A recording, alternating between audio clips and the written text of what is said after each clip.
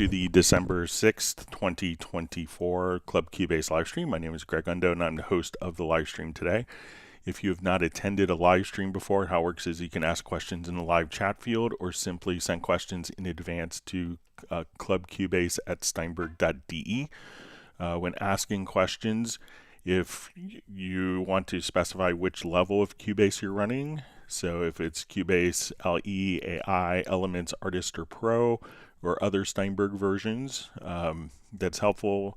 Also, which version number, so if it's 12, 13, or 14, and which operating system, that information is really helpful. When asking questions, realize that my ability to answer questions in a real-time manner may soon be eclipsed with the number of questions that come in. We will go through all the questions chronologically.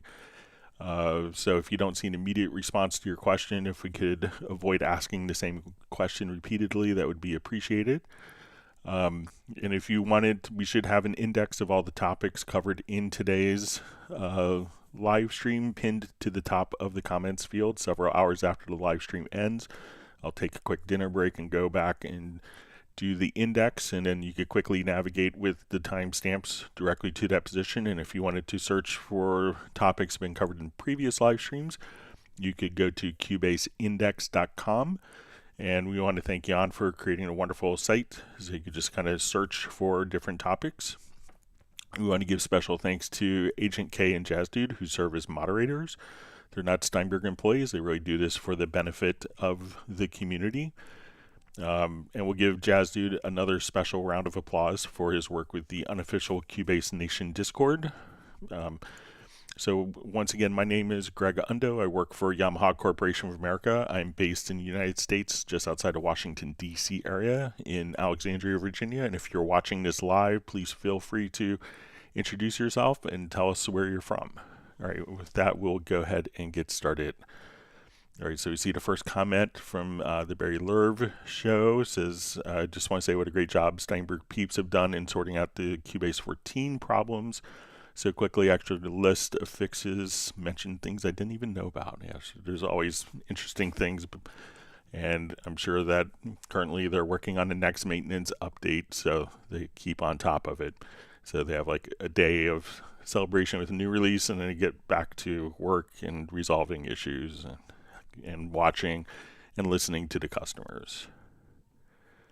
All right, wonderful to see Cubase Index Jan from Stockholm. All right, we have Haozia Xiang says, hello, Rick from Florida. I'm kind of new to Cubase 12 Pro. Can you tell me how I can monitor the sound through my headphone without the sound echoing back? Thanks. So if you're doing recording, so what you may be hearing, I'm not sure which audio interface you're using, but sometimes if you are recording, you may hear a little bit of a delay. So if we go to your studio setup and we select, I'm going to switch it to an audio interface that we could all hear. Sorry about that. And then you may, once you have the interface selected here, you may want to come over and go to your studio setup and select the instrument. If you have the option, if you're on a Windows platform or if you have Steinberg hardware on Mac OS platform, we could activate direct monitoring that will take the input signal directly from the input to the output. So you could do that. Also, when we monitor and we have effects in going on the track in real time, we may hear a little bit of a delay with that. So some plugins will impose a delay on a particular track.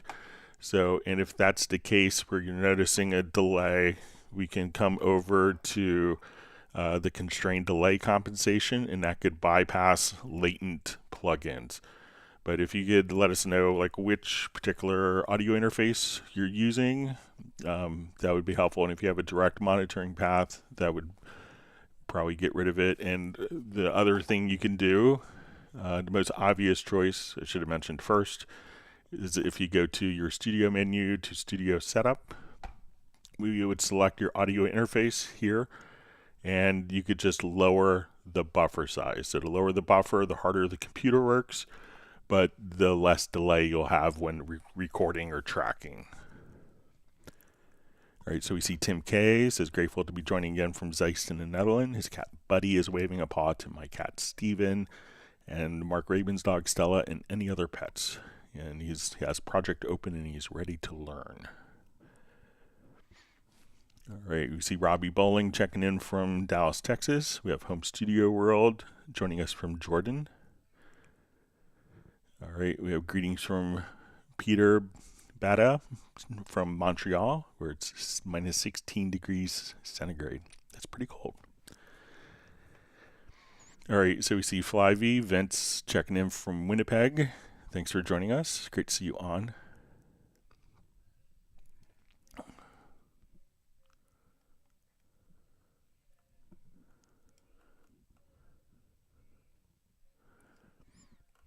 All right, so my chat field jumped on me.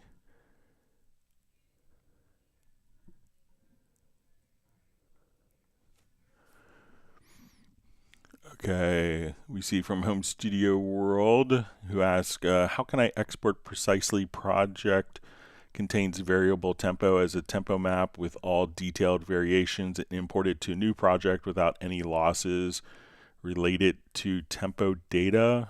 So if it's in a Cubase project, let's say we will come over.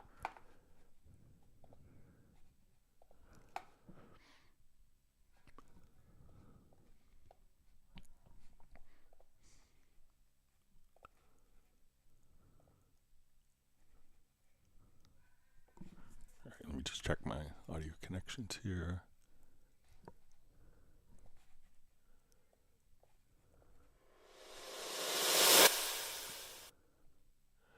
All right, so if we want to, so I would think that as we,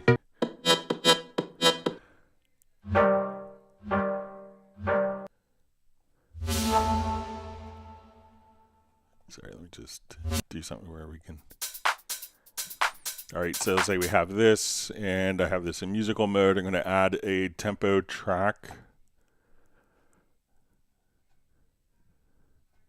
So we're going to come here, add a tempo track, and let's do some tempo changes. So let's just say, okay, I want to ramp my tempo up, and then let's say down. So as we listen to it,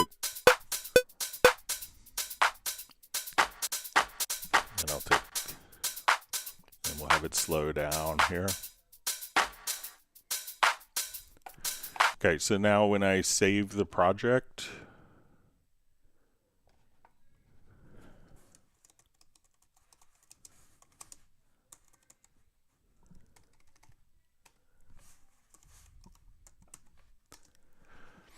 okay, so now if we want to, so obviously when we recall the project, I'll close this, we'll open up our project, so we'll come here to our December tempo. That's automatically taken there. If we go to import, we'll do a new project here.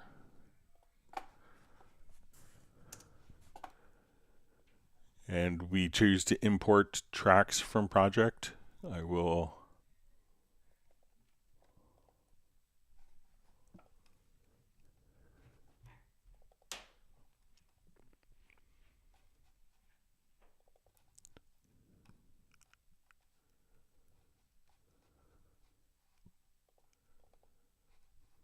and we're going to select our project here, and we hit, I'm going to say let's take our tempo track and our input output tracks, and we'll import all of those, and we can see our tempo track just automatically showing up directly right there with the events.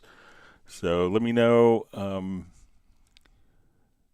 so as we can see, we have the variable tempo there. So, but you see there's no degradation of the tempo, and if I come back, let's just move my cursor to the beginning here, and I'll import tracks from project again.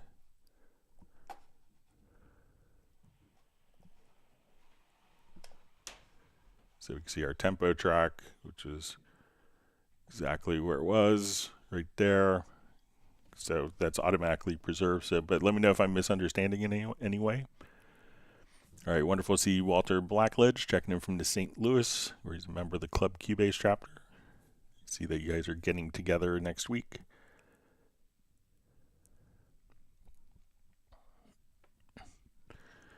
And all right. So we see Walter Blackledge just as a question: what is the easiest way to find a MIDI controller mapping, Nectar 49 Plus? So there is, if you go to the Steinberg website, there is a link to various user-created like MIDI remote scripts. So, you know, if you want it, so I'm not sure if it's for the MIDI remote, Walter, but you can now come over here and we could choose to see, so if I have my, so if you wanted to make a MIDI remote for this, you know, you can download a script, and once you're in kind of the script area here, we could go to the scripts tab and you could import that script. So there's some available. I have, if it's for like a Panorama 49, I have one. I made a script myself for it for different functions, but there should be, if you go to the Steinberg.net forums, there should be like some Nectar. There's many different controllers where the MIDI remote scripts are available. All right, so we have Uno Memento checking in from Finland, where it's minus 2 degrees centigrade in Celsius. It's suitable for Independence Day. And I think that Uno Memento, it's that Finland is celebrating their 107th Independence Day. So we'll all send a happy Independence Day to Finland. Thanks for letting us know and sharing that.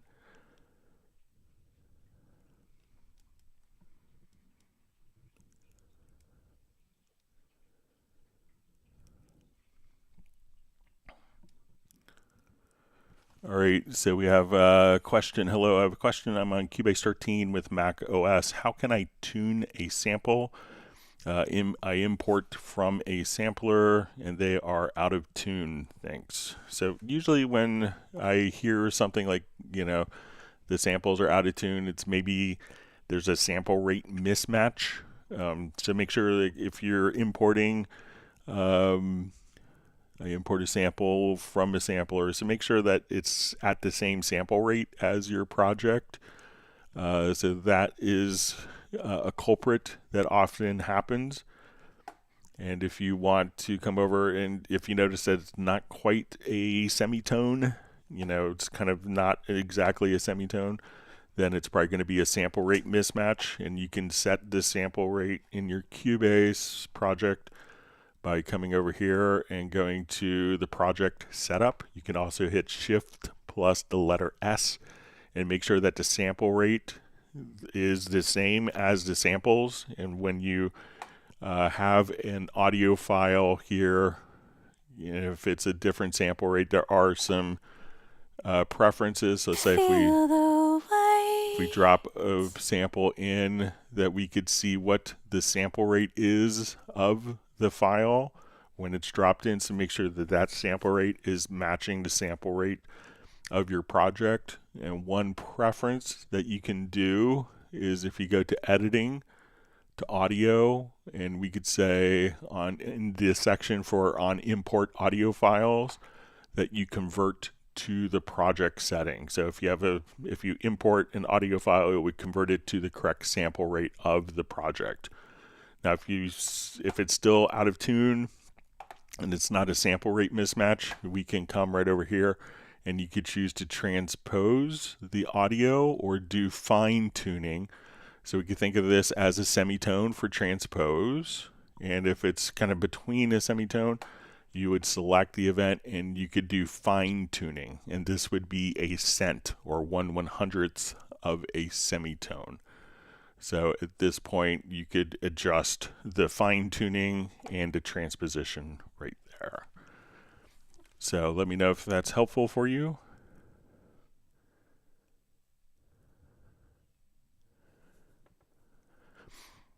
All right, so we see Taxi Williams Music just says, hi Greg, is there another way to select assign pitches for the pattern sequencer versus menu diving? So when we come over here, let's just quickly add, I think I have a drum machine here. Okay, and when we want to add pitches to do this, so let's say if we click on the plus sign here, that we could see the pitch. So currently you have to kind of access it through a menu. So there isn't a way to kind of select this and use the mouse scroll wheel or type the value in. I just sent an email about this exact subject to Steinberg about 2 hours ago. So they said that they would look into it and maybe do some changes with that. So we'll see what happens in future updates, but it's something that I had brought to their attention just hours ago. So, but currently you have to kind of menu dive. Okay.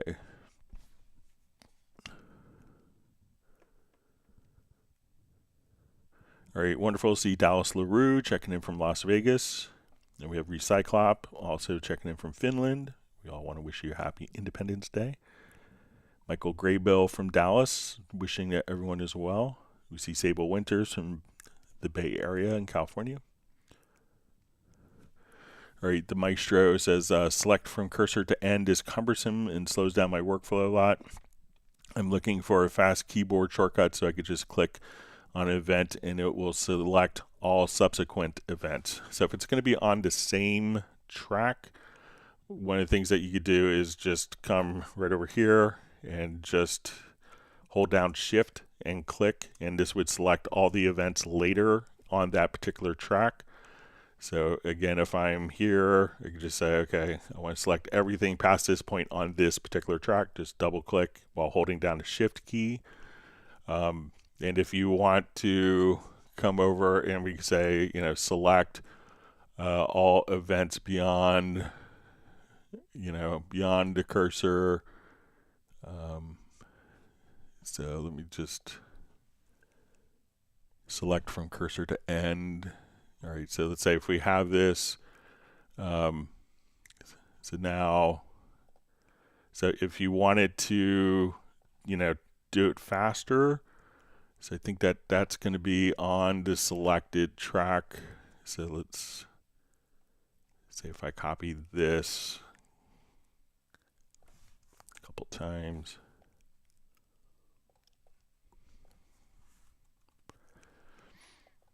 So again, using the menu function, you can come over here and select from cursor to end. So that would do globally. And if let's say if we want to do this I think we could assign it a keyboard shortcut. So let me go to like the MIDI remote.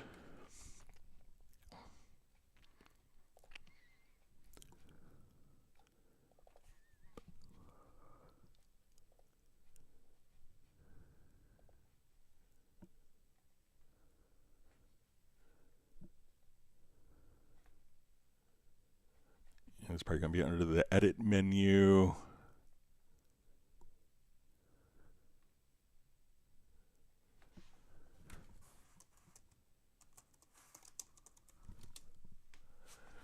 Okay, under the edit menu, so select from cursor to end. So now I've assigned that to a keyboard shortcut or a MIDI remote. So if you want to do this globally, I could just move my cursor here, and now everything beyond the cursor will be selected. So you could assign it from a MIDI remote, or if we go to your key commands,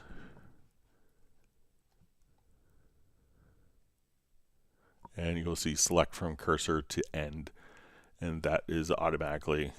And why we don't see it right here is this selection is on top of the event. So you could assign it to a keyboard shortcut or just a Shift double click will do it for the entire, just for a single track.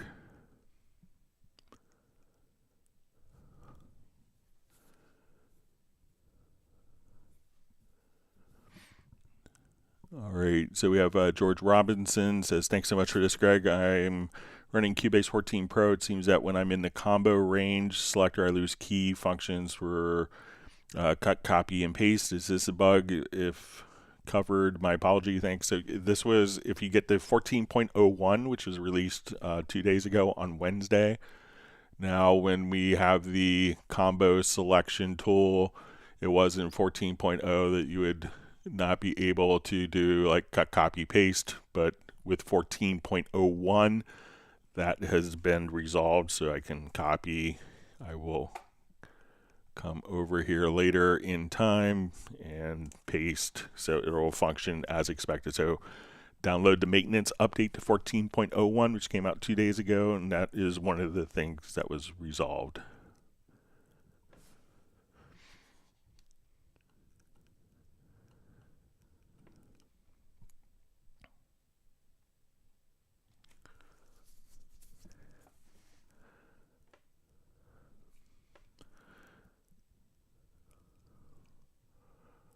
All right.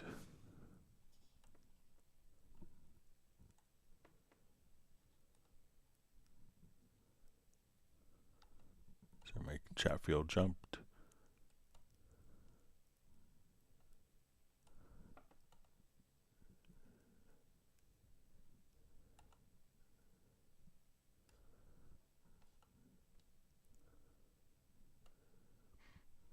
Okay, so I think I'm back to where I was. All right, sorry about that. All right, we have John Costigan checking in from a frigid Wisconsin in the United States.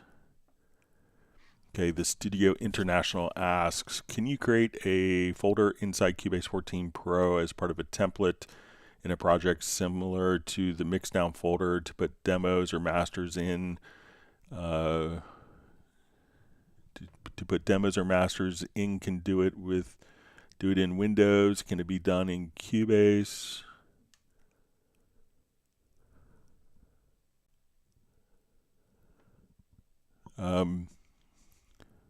So I'm not sure if you want, so as we are recording files, so I'm not sure if it's, so there's two different approaches. If you want like the actual, so I'm not sure if it's MIDI information or audio, because MIDI information is going to be stored in a particular, in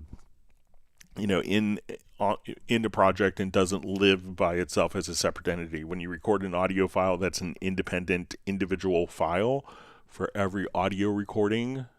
So if you want to, if you're starting off with kind of like a scratch, we could say, okay, I want to go to let's add an audio track. I'm going to start recording. All right, so we'll come here, and then you could right click on a particular folder or right click on the track and set the record folder independently than the project window. Now sometimes you may also go to the pool, and you could open a pool by going to Control or Command plus P. If you want it to be for organization sake, what you could do is just simply come right over here, and we could say, okay, I want to right click and let's create a folder. I'm going to call this vocals, or let's call it like scratch idea, whatever you want. And then I could take these particular files and organize them into the folder.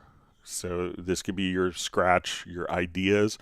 So this doesn't change their project, their location in the hard drive, but we could just simply come over here. I know some people that will, take all of their particular tracks and say, okay, these are, I don't necessarily want to see these. I'm going to put them into I'll move the selected tracks to new folder, and then we could close the folder. If I don't want to see that, we could go to the visibility and just hide or see that particular folder so it's not in the way.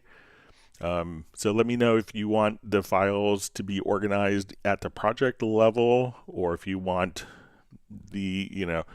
or if you want it at where each audio file is stored.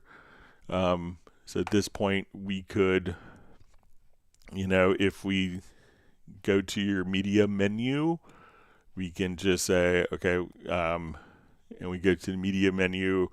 If we had deleted stuff, we could say remove the unused media, and then that could be like your scratch ideas, or if you wanted to keep it in case you wanted to reference it later.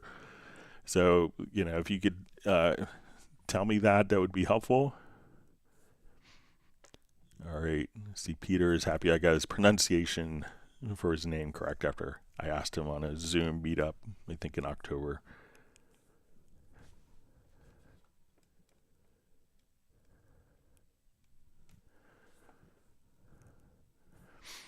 All right, so Jack C says, how can I save my MIDI remote service so that when I restart Cubase again, it's there and I don't have to keep re-adding every single time? This worked perfectly in 13.041 and doesn't after that. So check to see if you're running, you know, if you're running the 14.01, and I know like on my one system, I have where a MIDI remote may be duplicated, but it's always there. And it seems, and I think Steinberg is investigating this, that maybe it's certain scripts that have been created by users that are doing that. So let me know which exact MIDI remote surface that you're using, Jack. See if it's one you made or if it's like a factory one. That could be helpful so we can get it figured out for you. All right, we see Jazz Dude is added the first iteration of the free Cubase 14 drum machine templates in the Discord. So it's a great way to discover all the new great sounds that you get with the presets for the drum machine.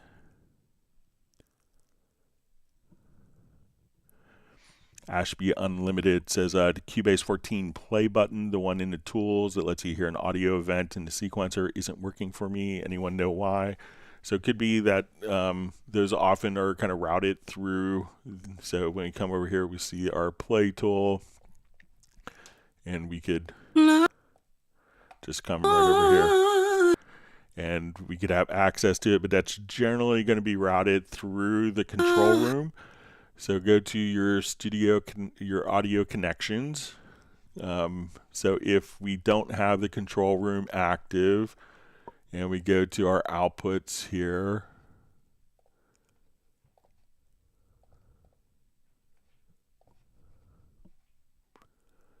that now when I go to use the tool, so if the control room is turned on, but not activated, so let's say if I come here and my control room is now turned on, and I go to play, that could affect the playback. So let me know if you're utilizing the control room.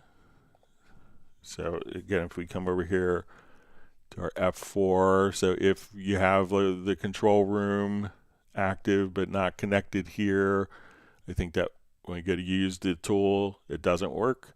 So make sure that you have, if the control room is activated, that the control room is where and we would just add a monitor, and at that point we could just come, and then once you have that set up there, we could set, once the audio path is set in a control room, we don't need to set this, and as we listen, we could see that we want that to go again through the control room. I'll send it to the correct outputs this time. So once the control room is turned on, then make sure that that's routed, and then you should be able to hear the audio, the preview with the play tool. All right, we see Jazz Dude was gracious enough to post a link for the remote scripts.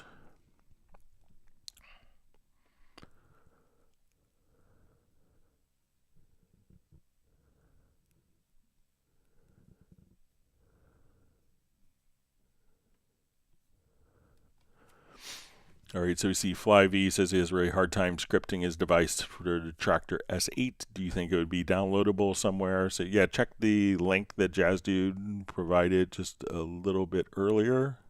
A couple comments before you.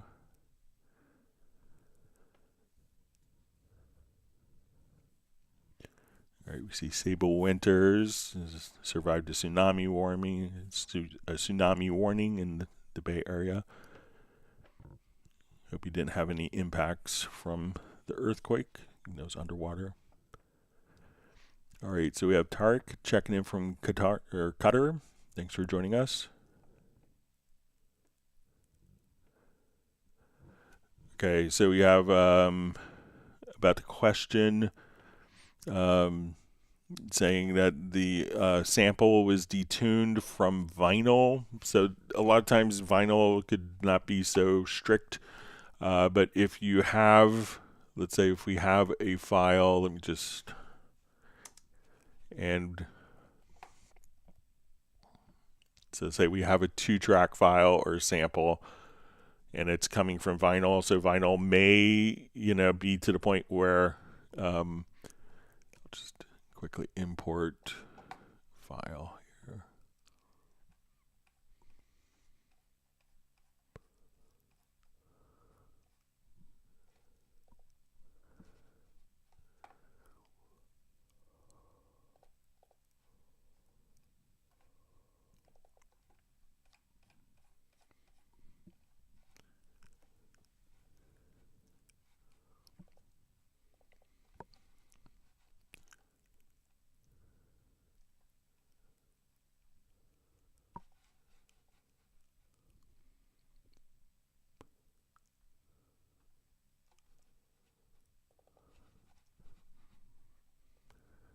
Okay, so let's say if we're doing something and it's coming from vinyl, you may have to, one of the things that you could do if you wanted to speed up, like if it's a very speed, if we switch it to musical mode, and if we place this into elastic tape.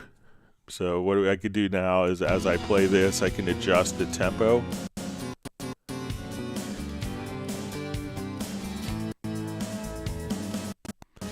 And we could adjust the tempo.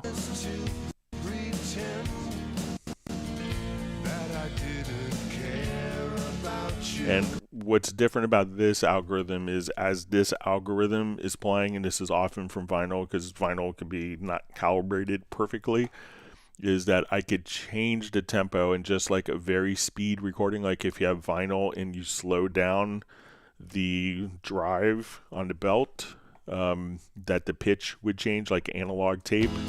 So this is our normal pitch, and if I increase the tempo,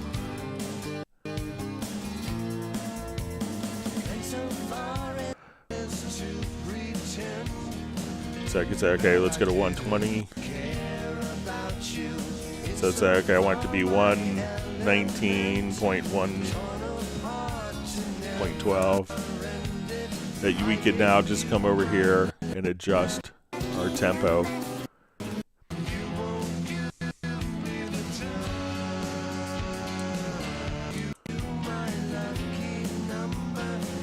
So at that point, you could just adjust the tempo, and this will automatically, and that will change the pitch and the speed, like an analog LP or analog tape.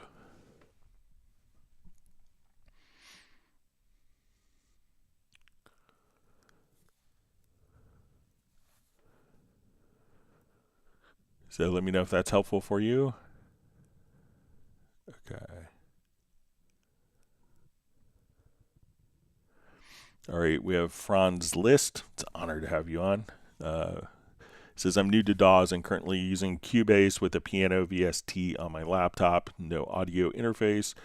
After exporting my MIDI track in Wave, I noticed a few clipping or distortion when I play it on my phone. Okay, so let me just see if I come over here. So it could be, you may not be able to hear it as accurately with kind of a built-in audio interface, but let me just open up, I think I have a solo piano thing.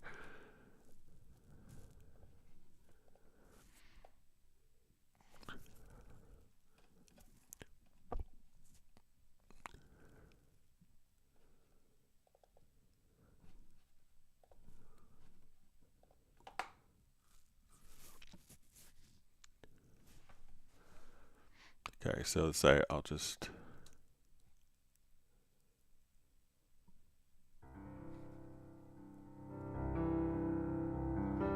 and we'll just listen to this pretty dynamic piece.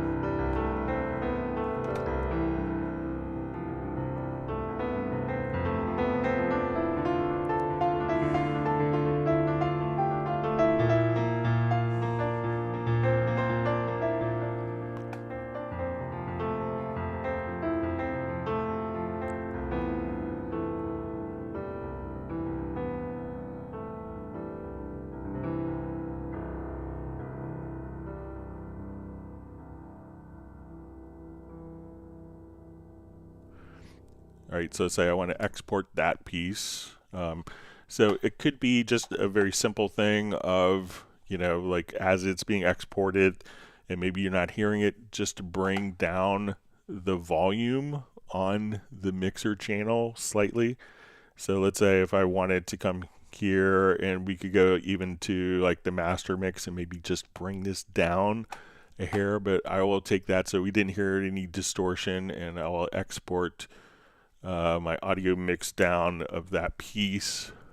So let's come over here, export the audio mix down,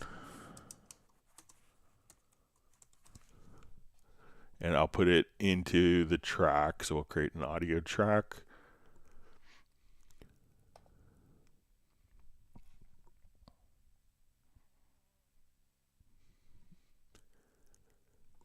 And often you can get a sense kind of looking at the waveforms, like if you see any particular, you know, like where the level might be, you know, if it's looking really hot, kind of like this, you know, you could bring that down a little bit. So let's say if we want to solo this, and let's see if we go to our audio statistics, I'm going to select the event. If we go to the audio menu to statistics of the particular file, we could see exactly where our peak levels were in the left and right channels.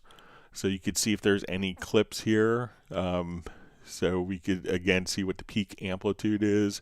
So I'm -8, -10 dB, and we could also see what the loudness units are. So if I want to just listen to this file, we shouldn't hear any clicks or pops from being over.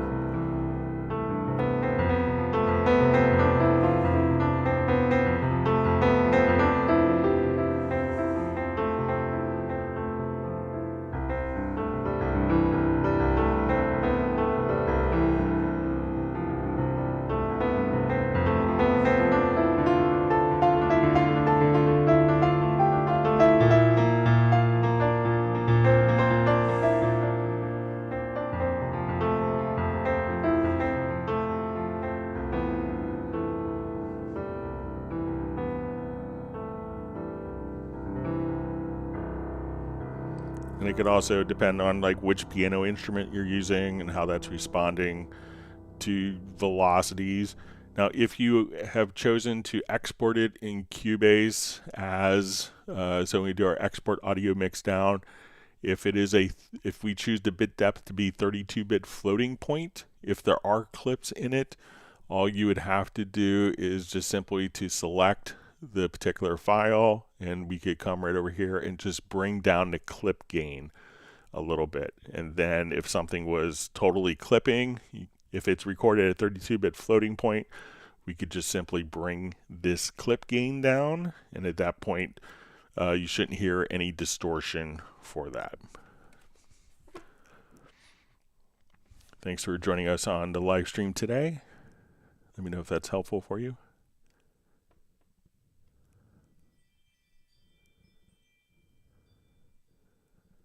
All right. Wonderful to see Gareth checking in from Bilbao, Spain. All right. You have David Griffiths battening down the hatches in North Wales before storm comes. Good luck and stay safe with that.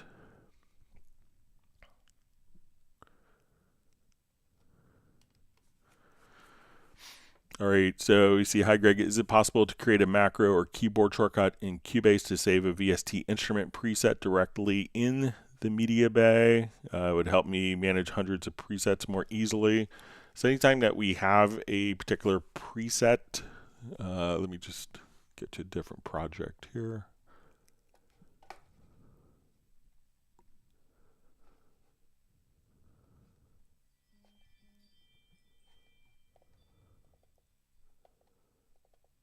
Okay, so say I'll activate this project here.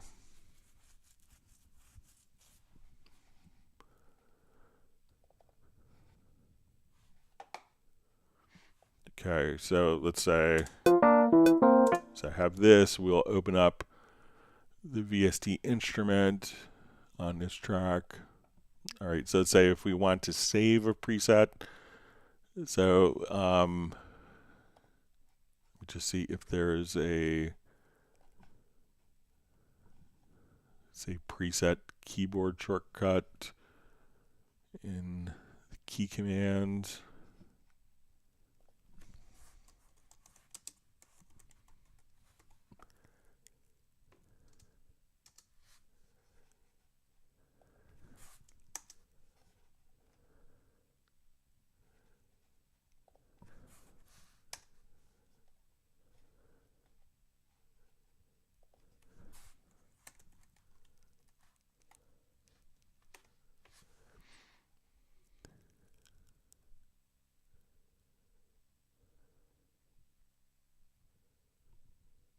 Actually added track preset reload.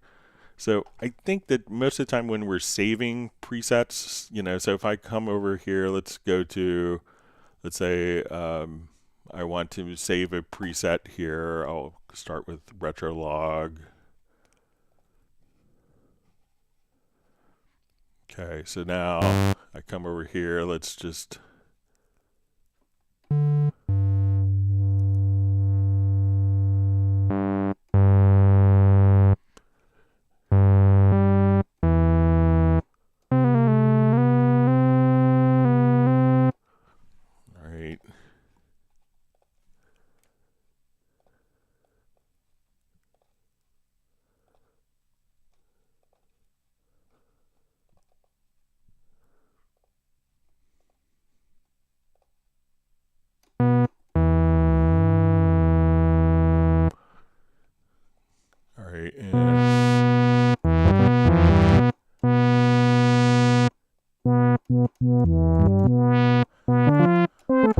so I'm going to save this as a preset. So generally when you're saving a preset, you know, you may not have much time to come over, but, you know, when we do this, we could save a preset because generally you're going to name it.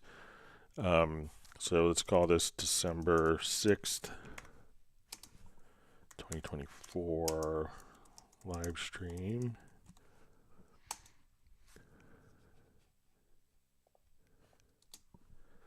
So we'll hit OK. And now that's automatically added to Media Bay.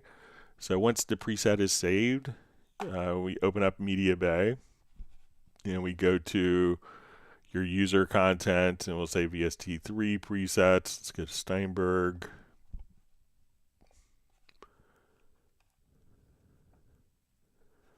And we will select Retrolog. And you can see we just, and let me just come right over here. I'll just rescan the disk. But at this point, you could just see all of the various presets. I'm going to just come over here. So anytime that you save any of your VST3 presets, they're already there. So you don't have to do anything in Media Bay. So if we jump home, we can say, okay, let's go to user presets, VST instruments. And we'll see our December 6, 2024 live stream. So if I drag this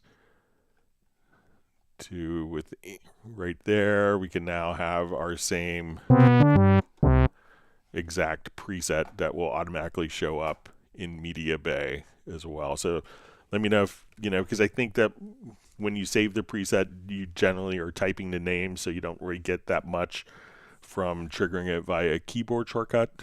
So let me know if that's helpful for you. Studio 7, I think it's Casimo.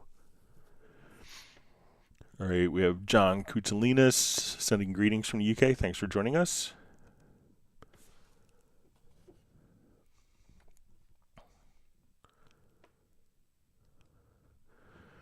All right, so we see, hello, Cubase 14 Pro. Is it possible when recording a new event to be by default in musical mode?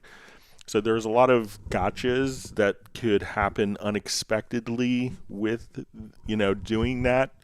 So, the tracks can automatically be set to musical mode. So, and you could have that as a preference. So if you're starting in a project in seconds, that the events could be in linear mode, so the tracks can be in directly in musical mode or linear mode, depending on which is your master time. Now the events themselves, I think it could be problematic. I mean, it's one mouse click to switch it, but it was that way. We had a program called Chord, and it was confusing for people because they would record an event in musical mode, and then when they try to get tracks to fit that event would always change. Or like, oh, I'm trying to make my loops fit this track, and because it was in musical mode automatically, that the original track that they were kind of writing to was always changing as well. So that's why there's kind of a distinction that you would enable musical mode, because there's a lot of times when you may not want a track to be in musical mode. If you're recording a rock band where you're not recording to a click track, which is a lot of people, you may not want that to be in musical mode, especially by default if it is changing and has varying tempo within it. So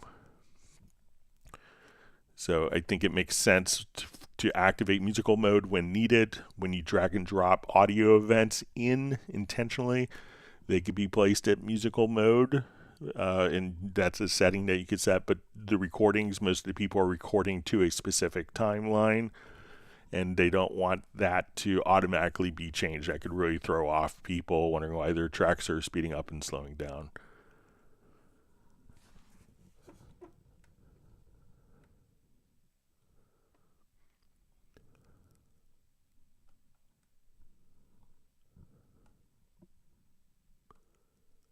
All right, sorry, my chat field just jumped.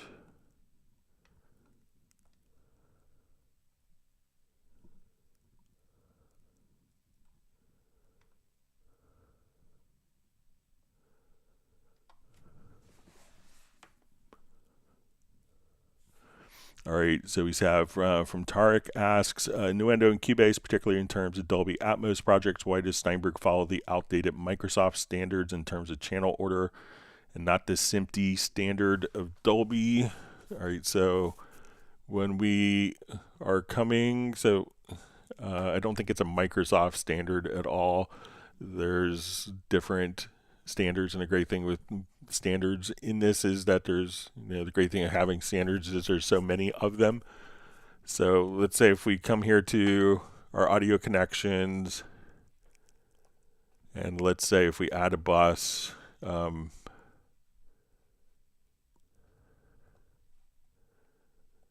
right, so we do our bus here. This is, I think, the SMPTE standard for, let's say if we do like 5.1,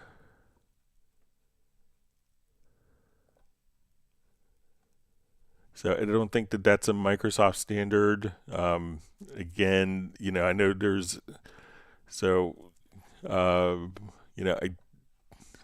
but it's, let's say if we did this, so I think that this is pretty standard. I mean, it hasn't seemed to be a problem for most of our users that have won Grammys for immersive projects. So they don't seem to have an issue with it. But I don't think it's a Microsoft standard. But you could obviously just kind of change the output routing here, but depending on like which bus you're adding. But I don't think it's a Microsoft standard at all. I don't think they have a standard in the routing. But I could do some more research on that if you want to.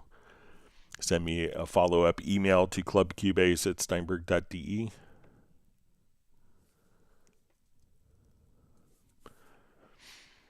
All right, Bratman Studio says, happy Friday, Greg. Why does a render in place only work on internal sounds and not external sounds? I think there's a way to set it up to render from external synth by setting an audio track or micro. So if the instrument, because if the instrument is not connected to an audio input in Cubase, then Cubase has no idea what that external instrument is doing and has no idea where the audio for that instrument is going. So if you want to do render in place for external instruments, all you need to do is go to your audio connections and go to your external instruments here, and you need to connect the output from your external instrument to inputs of your audio interface. And then to run that, what you would do is we would add a track, add an instrument track. We would see under the category of external plugins.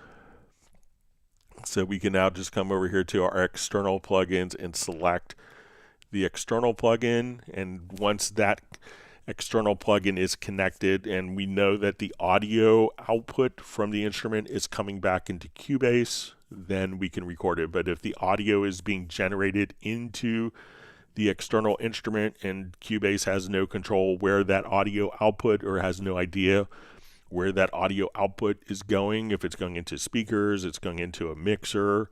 But if you define it as an external instrument, then Cubase knows that there's a return path for the audio from that device, and then you're able to do all of the rendering in place and running it through different effects.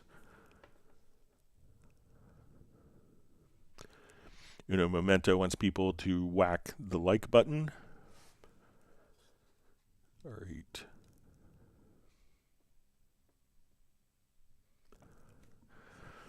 All right, David Blues says, hi, in sampler track, how can I edit multiple sections within a loop and easily switch between those sections? All right, so let's come over.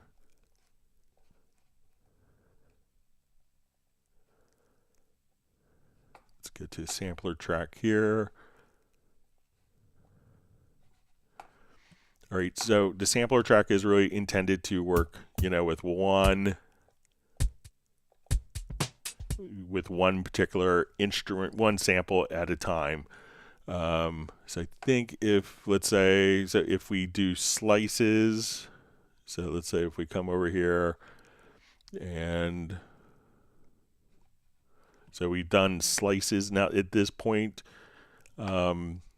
we can't really necessarily edit, but if we wanted to do like experimental editing, I could take this and there is like an A and B setting. So let's say since it is just kind of one particular slice, I could say, okay, let's come here to A, and I want to pick, I'll just take it off of slice mode. I want to pick it to start here, so when I play the sample, it starts from there. And let's say if I go to B, that I could have my individual slices here. So there is like an A-B setting. So if you wanted to just come right there, and now I wanted to deal with my individual elements and treat them as my sliced. But since they're not actually different samples, you're kind of limited. If we do slices, we could, within Groove Agent or within Hallian, that you have some more flexibility with that. But, within the sampler track, it's really manipulating one sample and not multiple samples. But try the A-B function here in the sampler track and see if that's helpful for you. See George Robinson just saying, yay, thank you so much, happy Independence Day to Uno. And he's updating now into Recyclops.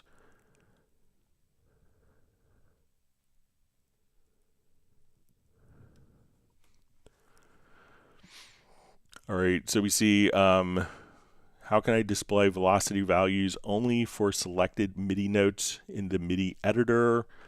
So when we're dealing with velocity, it's going to show all the velocities for all of the events.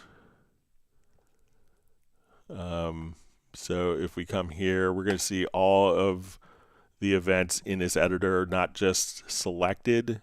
Now, if you want to just do like processing only on selected, you know, we could just do our selection and I could choose to increase or decrease the velocity of only selected notes.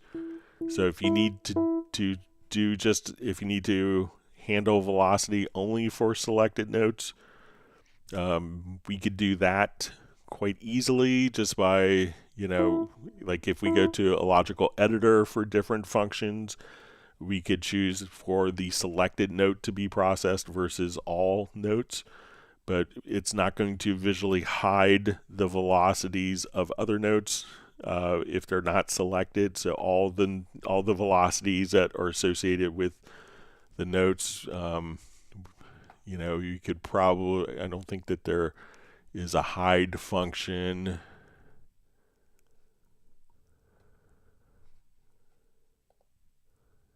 Yeah, so there isn't like a visually hide function, but let me know if there's a reason that the other note velocity values, so even if notes are stacked, like we can see that these notes are going to be starting at the same time, that we could, that we could adjust the velocity on just the selected notes, and we can see that as these, well, we can see kind of the size here, even if all these notes are stacked together. And that if I just select these two notes, that we could adjust the velocity without affecting the velocity of these notes. So you may see it could be subtle on the screen, but we have the darker notes, those are changing velocity. And we can see how the non-selected notes are still colorized there. But let me know if there's a particular reason that you want to hide all of the other velocities. That would be helpful for me to know. Wonderful to see Brian Sawyer from Beulahville, North Carolina. Thanks for joining us.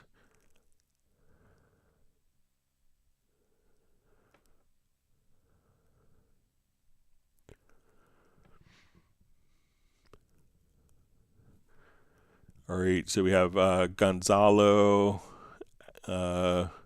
Ezekiel, a drug Benas asks, hi Greg, is there a way to colorize the tracks inside a folder track, but only selecting the folder track? All right, so let's take a look. Let's say, I think I have some tracks here in the folder.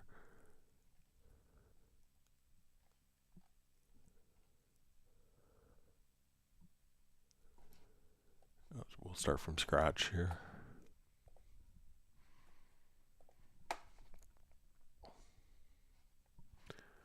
All right, so depending on,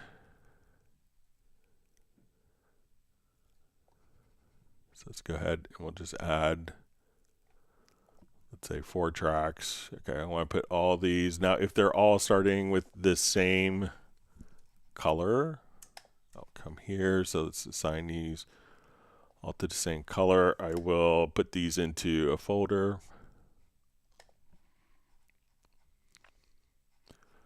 Okay, and my preference that I have set here is just so you're aware. So we see that when I added that, that's a different color. So if I go to my preferences to user interface, to track and mix console channel colors, I have this set to use the previous track color +1 as my preference. But let's say I want to change this particular folder color and have all of the tracks colorized.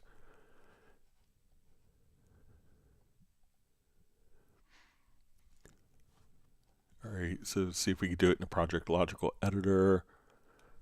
And I'm just going to reread it again.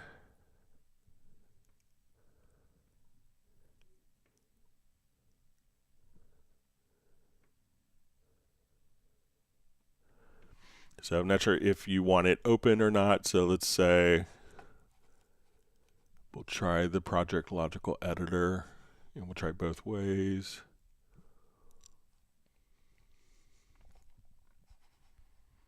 So we want to transform.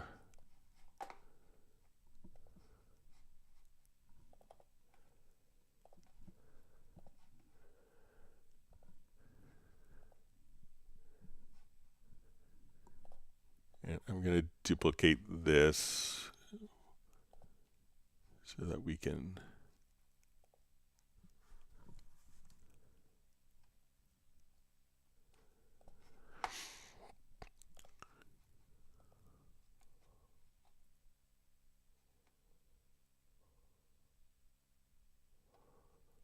okay, so let's see if we set property is set to parent object is selected.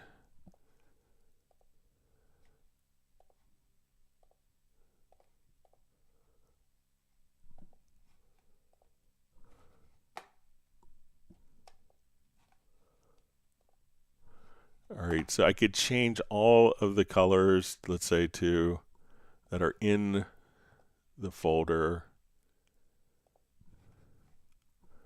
So if I come here, I hit apply.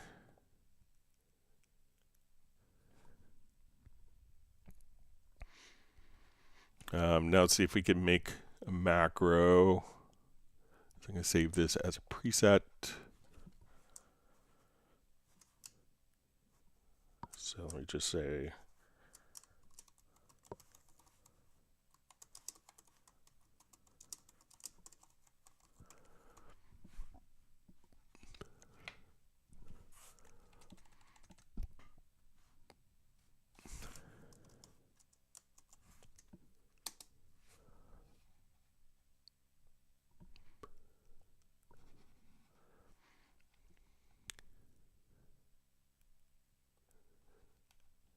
so I don't think that there's a way to come over here and say, like when I change this color to change everything in the folder, but we may be able, let's say if I wanted to do a macro, so let's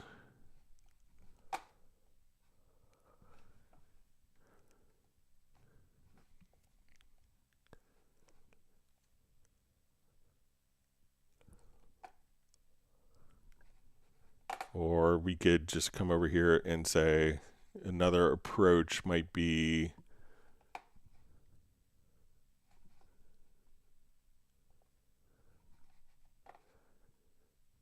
so let's say we want to select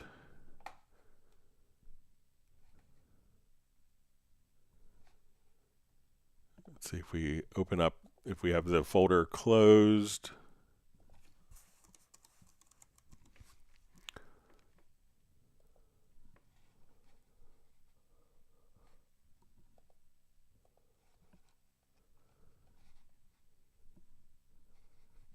And then we can, let's say if it's, we'll try this on the selected.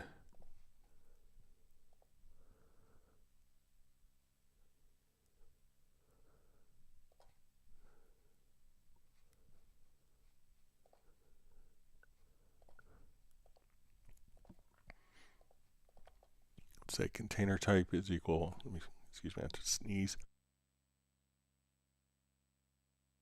Excuse me. All right.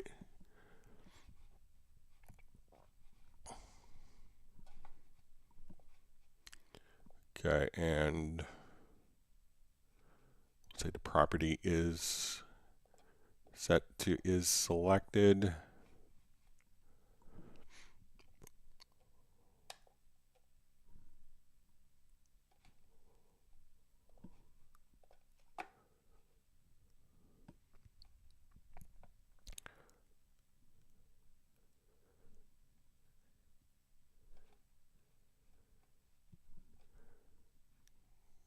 just try one other thing here to see if we can automate this in a more predictable manner.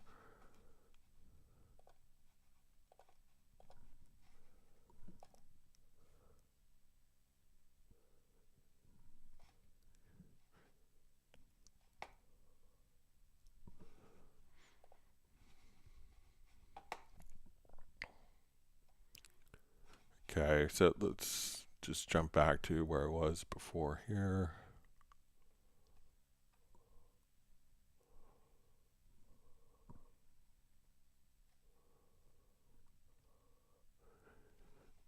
But I don't think that there's kind of a, an automated way, and I'm not sure if you want to change the colors, but if we select the folder and its colors, that we could just come over here and change all of them at once. But there's not kind of an automated way. And I could have it where it goes to a specific color, but you may not want a specific color every single time. So probably the most practical way would be to, select the folder and its colors and just come over here and colorize like that. But the folders can be independent of, a lot of people want the folders to be independent colors from the tracks, and events on the tracks to have independent colors for the events on the same tracks for like a verse chorus. So but I'll see if I could get maybe a macro that will pop up, but it may be fixed to only doing one color, and you might have 16 versions of the same thing. So let me know if that makes sense for you.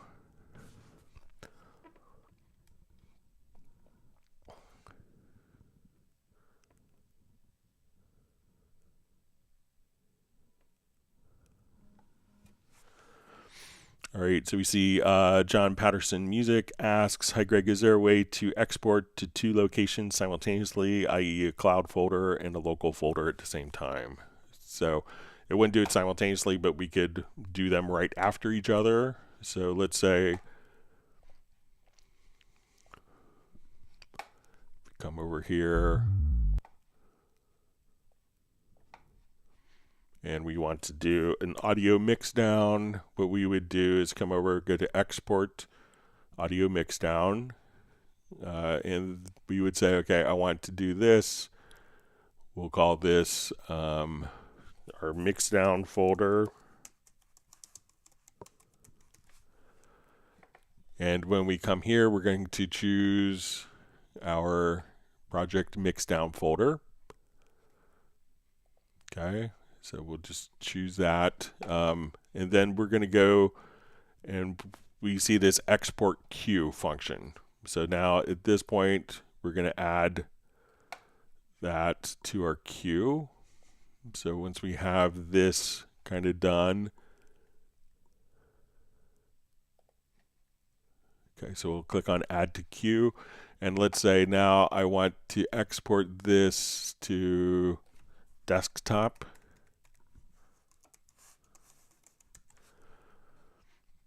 And I'm going to choose my path here.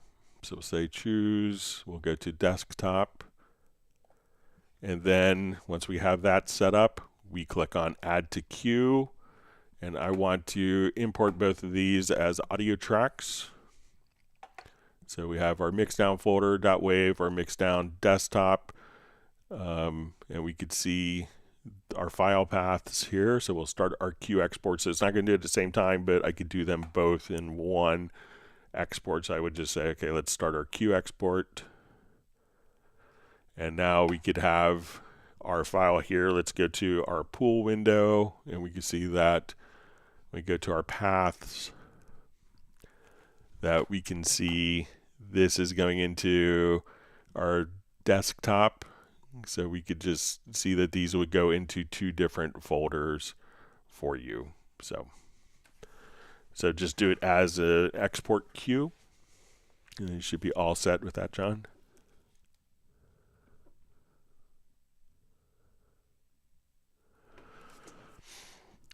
All right, Tarek asks, when deactivating a track, does that save resources that the track uses in terms of CPU and memory, etc.? So yes, it will. So if you have a track with a large number of heavy-duty plugins on it, so let me just come over here, something that will show up.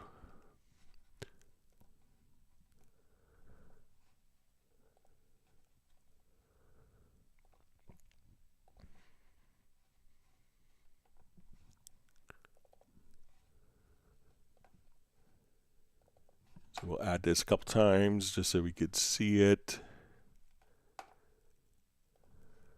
And I use this preset's using like 9 different effects inside of it.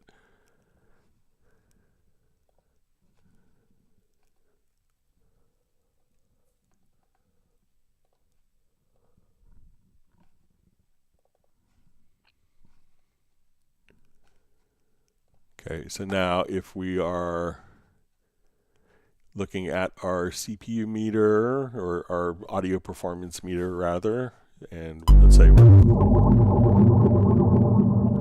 right, so we can see our CPU is kind of through the roof as we play. So what I'm going to do is just take this track and we will disable the track, and we can see that now that track is disabled.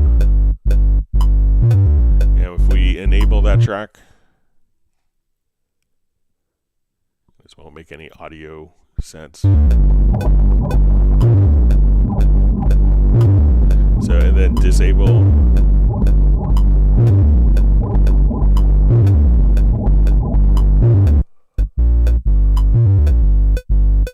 So that will free up the CPU resources and the memory when tracks are disabled.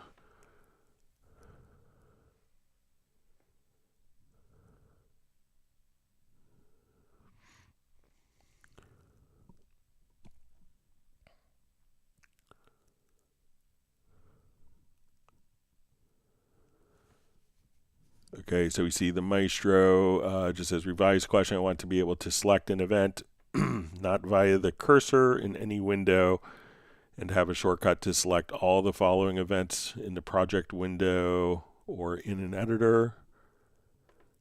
Okay, so I'm not sure if it's, there might be different behavior in an editor. All right, so let me just jump back to a different project.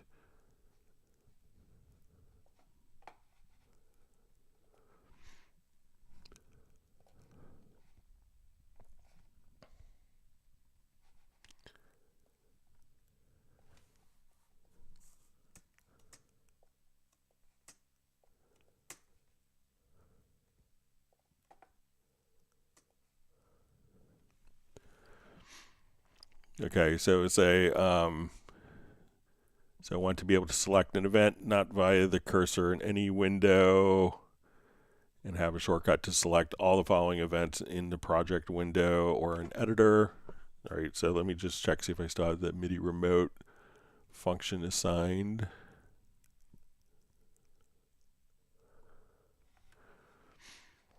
Okay, so I have that same function, so now I could just hit that keyboard shortcut or button to assign all the events from that cursor to the end.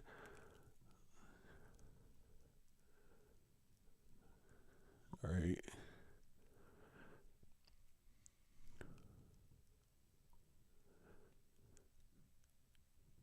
All right, so that's going to do that. So again, we just set that up to trigger the select from cursor to end. So I don't have to set anything up. It's just wherever my play head position is at. So now if I do that function, it's going to select, again, everything from that position. If we're in a MIDI editor, for instance, so I may, let's say I'm in an editor here. So we open this up with our keyboard shortcuts.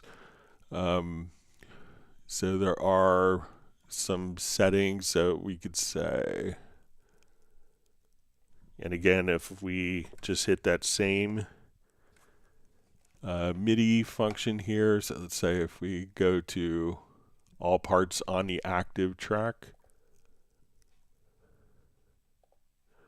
And one of the things that you could do is just select the particular track. And at that point, we could see, so let me close this editor just so if I come here and we hit, or on the particular track here, let's see.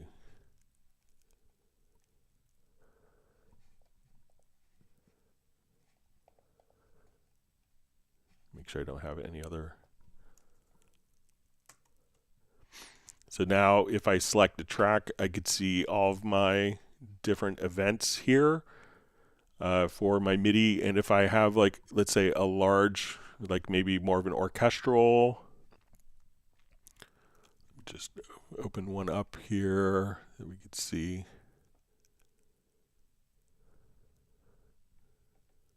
Let me see if I have the one I'm thinking of.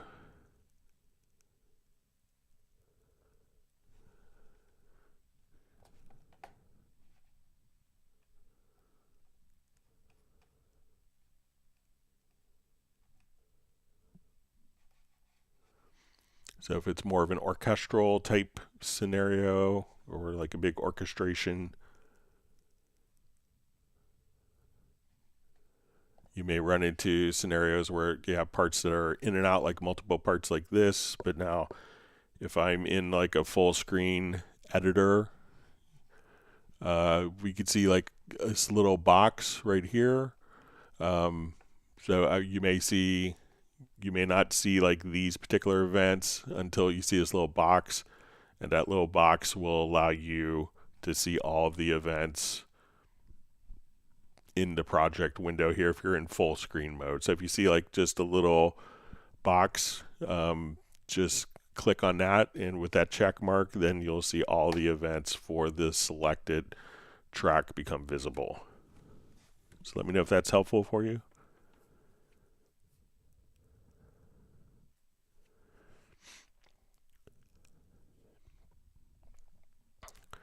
All right, Don Pryor asks, how do you bring down the volume and automation for multiple tracks?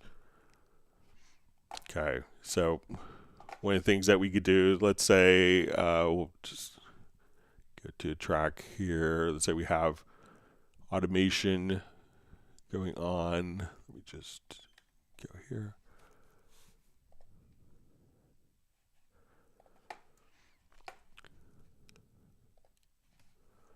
Okay, so just in case I don't have automation going on here, I'm going to select all the tracks, and we will write a quick automation value. All right, there's a couple ways to approach this. One is, let me just go back to the beginning, and I'm just going to write a quick automation point.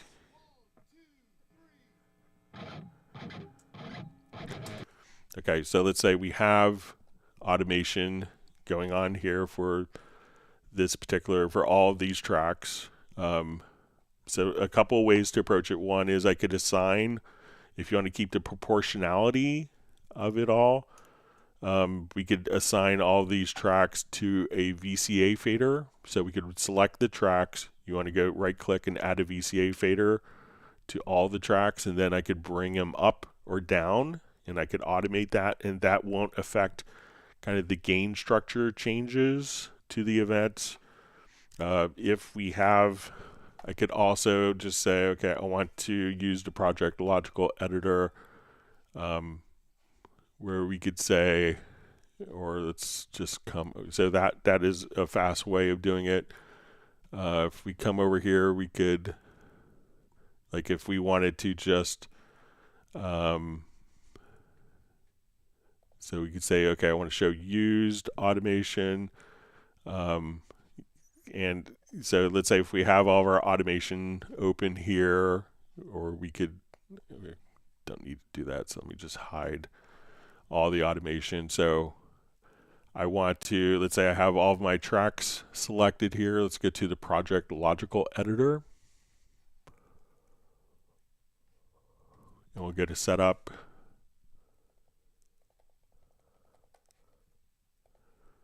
And here we want to choose, we want to transform media type is equal to automation. And then we could say trim, and we'll say decrement by 1 dB. And as we do this, we could see that as I make the changes, that we can just come right over here and all the automation, all the tracks can be trimmed down by 1 dB. So even if we take our VCA group here, and I'll just raise this up. So we could just say we want media type is equal to automation, and then we could just take all of our automation and increment or decrement all of our values like so for the selected tracks. So, and you could save that as and trigger it from a keyboard shortcut. And you could also set conditions if it's between range in this cycle, if the event is selected or not. But so check out again the project logical editor if you don't want to do VCA. And again, just to do that, we want to transform our automation, and we could trim and increment or decrement in dB values. So let me know if that's helpful.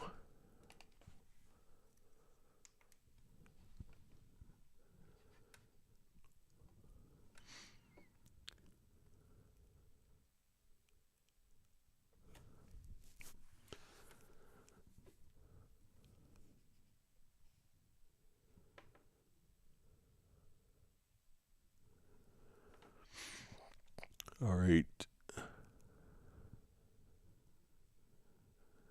So we see from Home Studio World, sorry if I missed this, it says, thanks, but when I export a tempo track and import it to new project, it will not reflect the same tempo map. So I haven't had any problems with that, but make sure your projects are, you know, set one to follow the tempo track. And when you import the tempo track, you know, it may import it directly based on where your cursor position is. So make sure that you have your cursor position. But if you have a project that you want to share with me, I'd be happy to take a look at it for you. And you can share it to me at clubcubase@steinberg.de. All right, always wonderful. So Razel Zamini checking in from Denmark.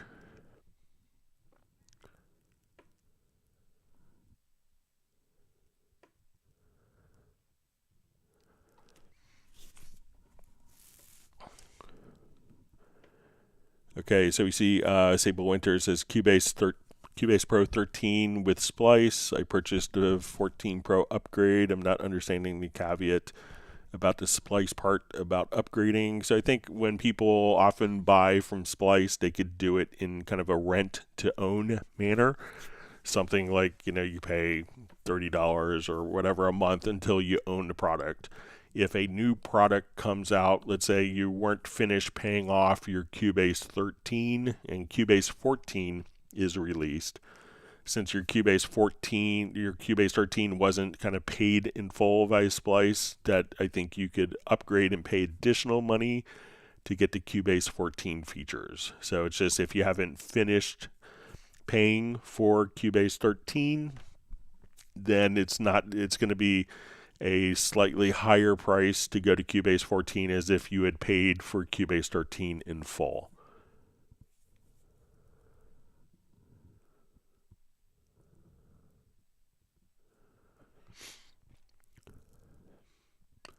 Let's see, Glip2 just says, funny thing, Logic was originally made for Windows. It was eMagic in the beginning, then Apple bought it, and Logic is now only for Mac. So it used to be C-Lab, which was made for Atari, and then it was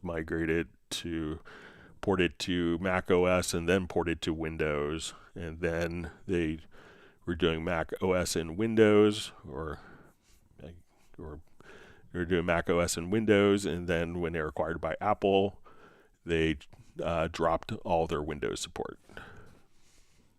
So they did Mac before Windows. but they did drop it. We got lots of frustrated eMagic users, but yeah, it was CLab before eMagic.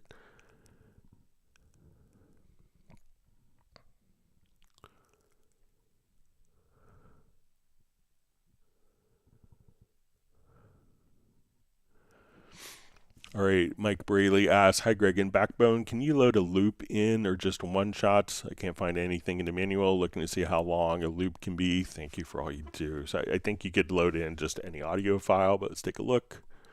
Haven't worked with Backbone in a while. So let's come over here.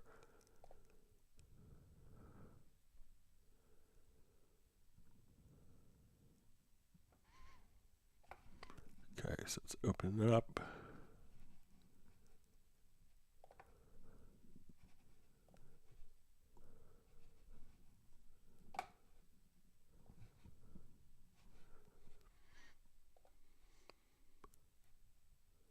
Here, I'll just try taking that whole bass line here from the song. And now we could, so you can load in, you know, it's not streaming from disk or anything like that. So you can just drag and drop full audio files. Let's say I want to take the entire kick drum or snare bottom for like a 4-minute song and drag and drop it right in. You could do that very easily. So let's just take this, drag it to a new layer. So no problems at all dragging long audio files into Backbone.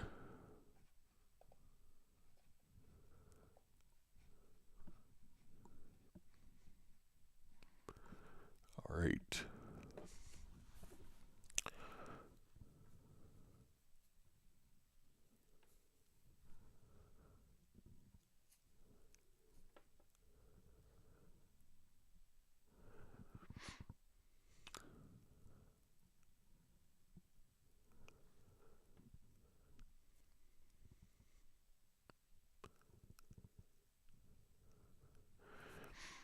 All right, so we see Jack C just says, how can I save a MIDI remote surface so when I restart Cubase again, it's there and I don't have to keep re-adding it every single time. This worked perfectly in 13041 and doesn't after that.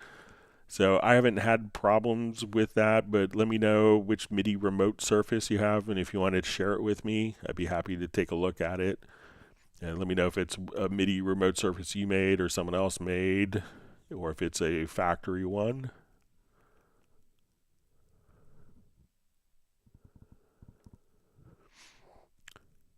All right, Steven asks, hi Greg, with notation in Cubase 14, is it possible to import custom chord symbol.svg vector graphics files like you can in MuseScore? If you know, thanks. I don't think so. So when we look at, take a look at kind of the chords.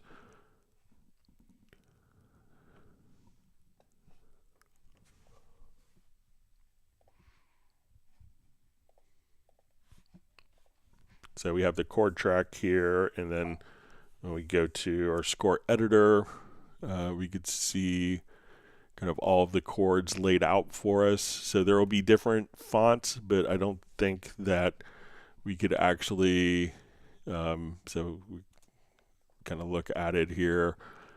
So there will be different fonts that are available, but I don't think that there's custom .svg graphics. I'm not sure if that's kind of a universal thing or maybe only used in MuseScore.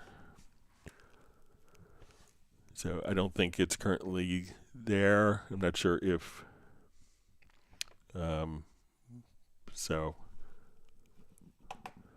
but if we wanted to come over here to like our score settings, and here we could go to our fonts, and so if we wanted to change it to like Broadway font or Maestro, we could kind of change different fonts here. So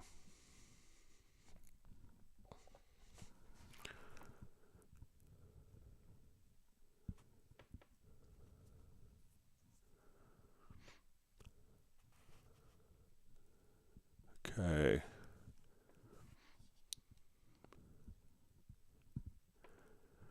Okay, so we see Don Pryor who asks, how do you write automation for multiple tracks at once? So many people use a control surface for that, but if you want it to link channels as well, so let's say I will come over here to activate this project and I will revert it to its former glory.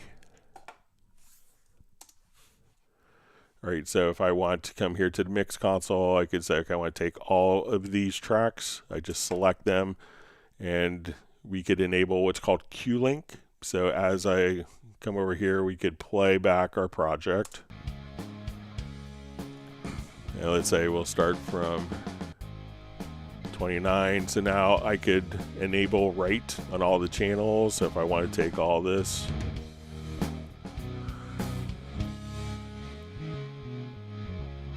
then if I wanted to just hold down my control or my alt option key, I could override the link. So let's jump back to where we were.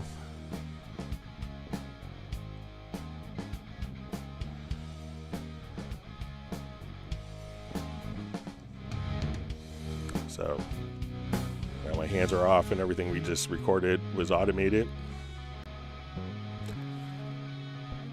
And if I wanted to use a kind of like a control surface, I could come over here and let's set this to mixer. So let's say if I go to the beginning, I could come here and now I could use my faders to control and automate my mix. So let's say I want to go to my mix console, so we still have write. And I'll just take this off Q-Link. So just moving my nano control here.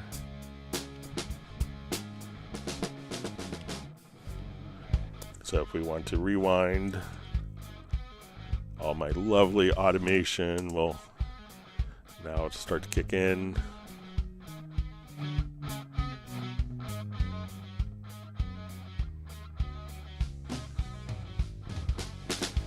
Then if I hit the bank button on my MIDI remote, I could go to the next 8 channels and control those.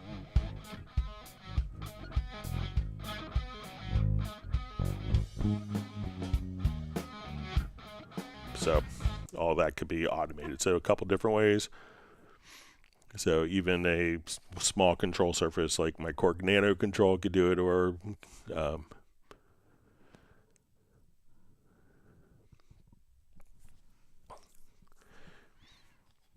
Right.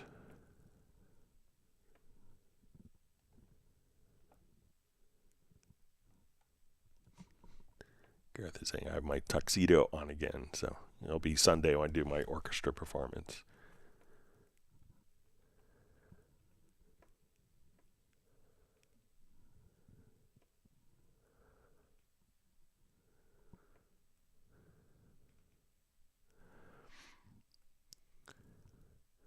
All right, so we see, hi Greg, what option is there to match audio to the song? Like example, adjusting a cappella to the rhythm. So a lot of times, a cappellas can be tricky because they're often not rhythmically based. But if you do run into different scenarios, so let's say, like I have these 4 singers that are, singing well together. I don't really have an a cappella multi-track. Unfortunately, I should probably get one. Or I might be able, let me just pull up one other song where I have some background vocals that we could probably use to show this.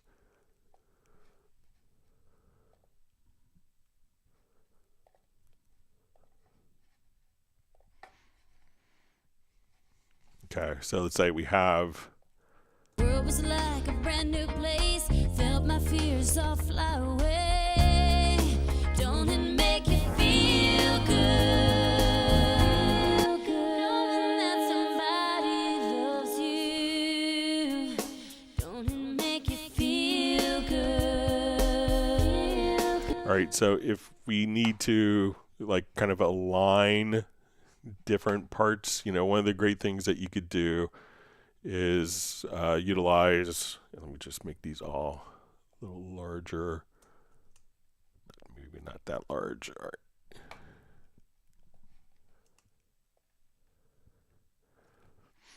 Okay, so if we wanted to take like all of these and say, okay, like these two are similar, what we could do is go to the free warp tool.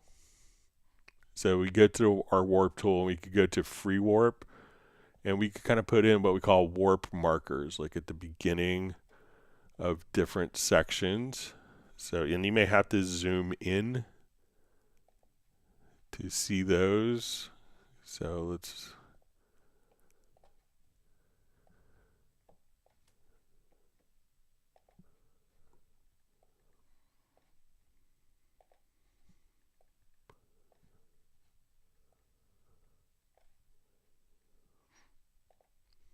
all right, so if you don't necessarily see them, make sure that you kind of zoom. And what this will allow us to do is, let's say, all right, so we'll just, so I'll just put in our warp markers kind of around here. So if you find like an acapella that you need to take multiple parts and just kind of stretch this out or move it earlier in time without affecting the previous or later points, you could just drag with the warp tools. Now the trick is that you want to make sure that you have kind of like an anchor point after the fact. So let's say if I come here and I have my warp marker here, I could move this, and that may move everything after it in time. So you may not want that. So we could say place a warp marker after the fact. And now when I move like this phrase, we could move like this particular phrase, and this will stay in time. So if you have to do a lot of like rhythmic correction, kind of like the free warping, you could do this across multiple tracks or a single track, and we could have this automatically kind of fit to the grid as well. So if you know that this should come on the downbeat, we could just move this, and that will just kind of tuck almost like a little crevice that will just kind of snap directly to the downbeat of the file as well. So experiment with the free warping tools, and if you don't see them at a certain point, they disappear at a certain zoom factor, just because you don't want to see all yellow vertical lines in your part. So as you zoom in, they may become visible for you. So I would try that. See Sable saying that's a beautiful concert piano. Yeah, the Grand is a really fabulous instrument. That's a Bosendorfer, which is also, and we see Gareth is asking, is that a new instrument library? That's been in the Grand 3 for, a number of years. But yeah, it's a fabulous instrument.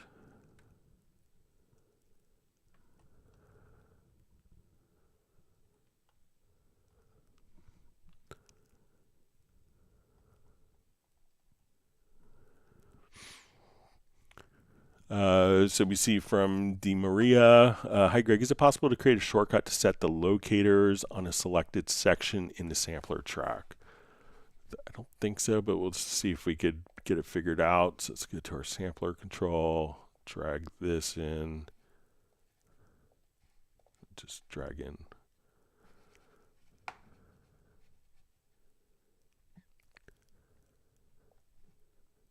So let's see if we...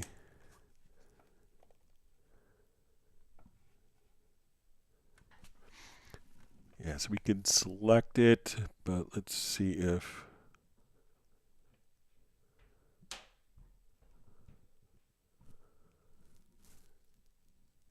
I don't know if it will... So it will snap to a selected range. So if I come here, we can just...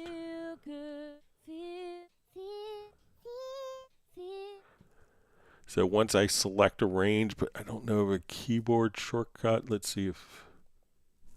Yeah, okay, so it may not be a keyboard shortcut, but let me just undo that.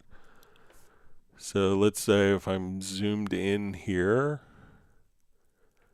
that if you hit this button, the trim sample, that now we can just, but let me see if there's a keyboard shortcut for the trim sample out of curiosity.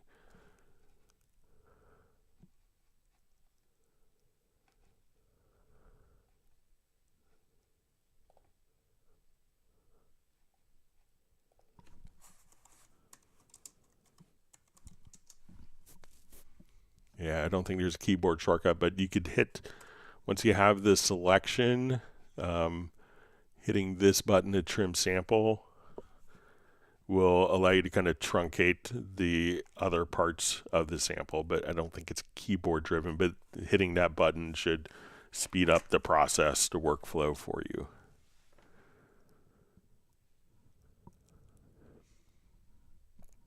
All right, wonderful to see Michael Teams joining us from Weatherford, Texas. All right, we see he's working on a song for the forthcoming Hot Mess LP. All right, looking forward to playing bass on it.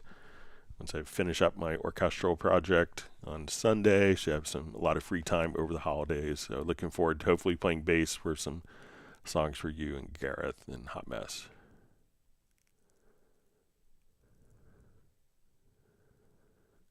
All right, so we see from Tal Taktuk, says, what's the option to match audio to song like example? So I think we just kind of showed the acapella to the rhythm with the warping. All right, so we see Udo Jan just says, always helpful. Thanks a lot for his great service. You're welcome. Let me just clear my throat. Thank you for the kind words. It means a lot. I'm glad it's helpful.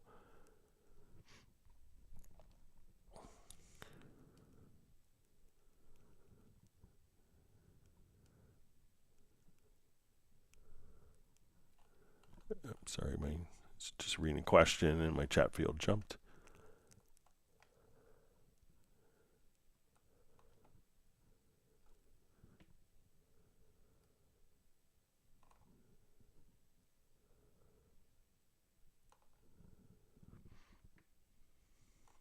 Let me find my spot. Sorry.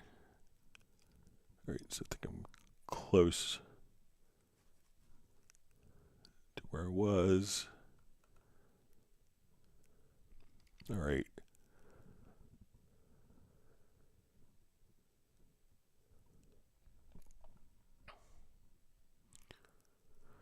All right.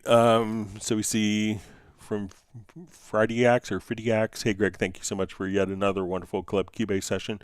What are the major changes / updates in the Cubase 14.01? Can you explain some of them, please? All right. So one of the ones that we touched upon earlier was there's a lot of little maintenance stuff. Some of the major ones that people, when they use to combine range tool and selection tool, that they were not able to cut, copy, paste with that. So that's been resolved. There's a lot of things in the notation editor. So let me just open up a quick project with that.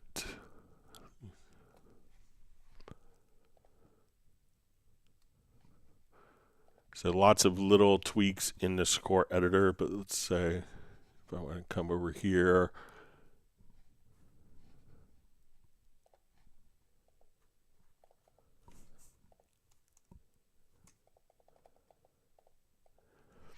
now some things that just kind of seemed like pretty obvious. Let me just extend some parts here.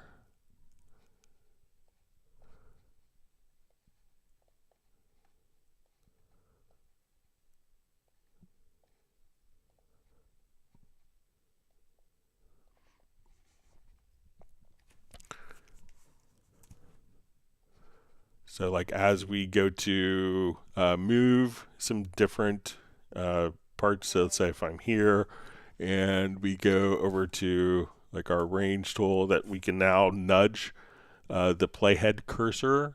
So if I come and we want to insert some different notes. And as we add different note rhythms, we can now, if we hold down the alter option, we could switch the rhythmic value directly from here.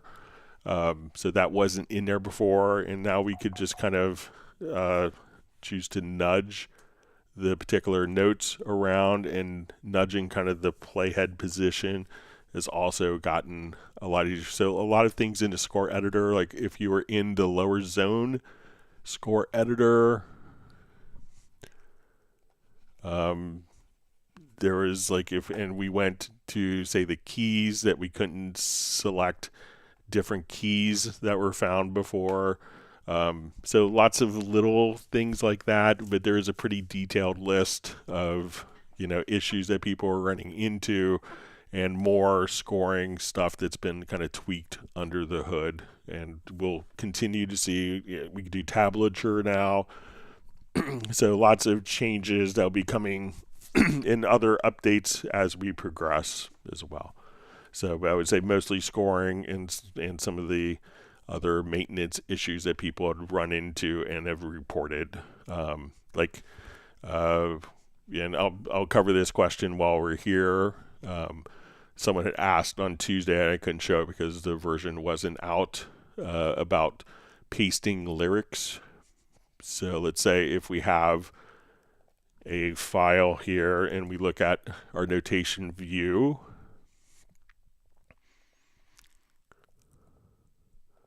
and if we wanted to paste lyrics in our particular notation view, so if we had let's say I have all the lyrics here in like a text document, I could copy the lyrics. And when we go to our lyric popover here, I'll click, and I could just hit the paste command multiple times and automatically put and paste the lyrics in from the text. And we can see it's automatically like working on collision avoidance. And then if we wanted to go back, I could just say, okay, let's put in verse 2. So as we do this, I could now hit the down button, and we can put in verse 2. And if we want to put in verse 3, and if we go up, we could put in a chorus that will be centered. So we could now just come over here, say, okay, verse 3, and paste, and just have our lyrics automatically paste in. So lots of really slick little things, stuff like if you had a track called The Grand, it will now automatically open up in the piano grand staff. So some smart, intelligent little things like that. But you could read the release notes of all the things that were fixed in 14.01. But those are some of the major additions and changes.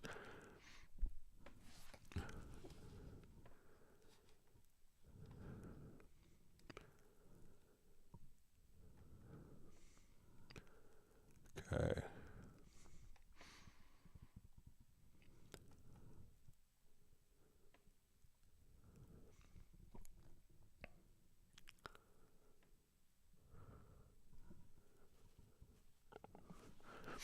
All right, so we see Aaron Spencer says, hey, Greg, I'm considering upgrading from 10.5 to 14, but my 14 is crackling, popping significantly more than my 10.5, same project.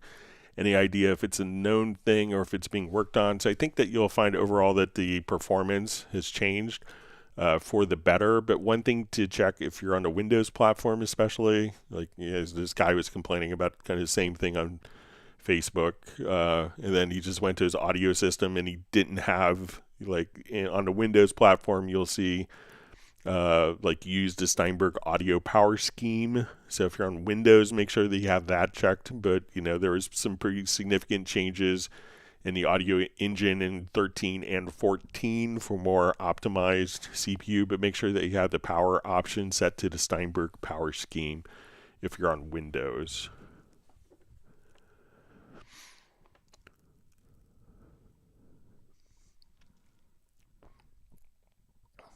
All right, see Sable has to step away from the chat. We hope to see you back. Thanks for joining us.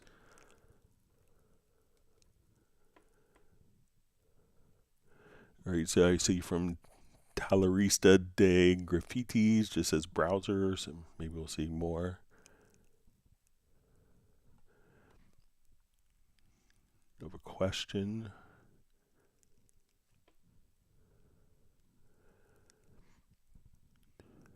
All right, we see MM saying hello to everyone. We have Tiago checking in from Newcastle.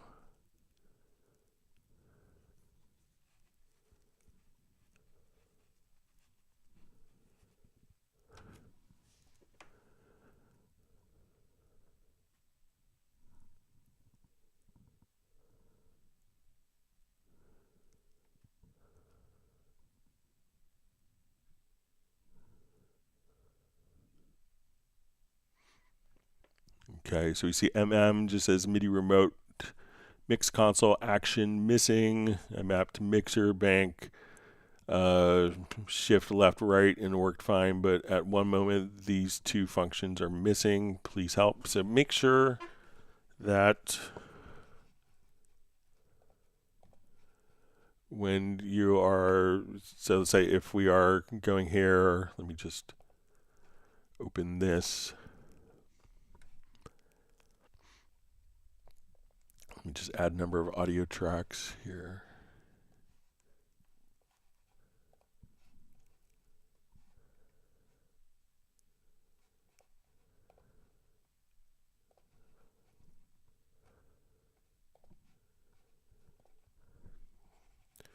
Okay, so when we're in the MIDI remote, so I'm not sure if you're using like the next bank. So let's say if I come over here to my mixer, this is going to be like next mixer bank in the VST. So I'm not sure. So it says mix console is missing.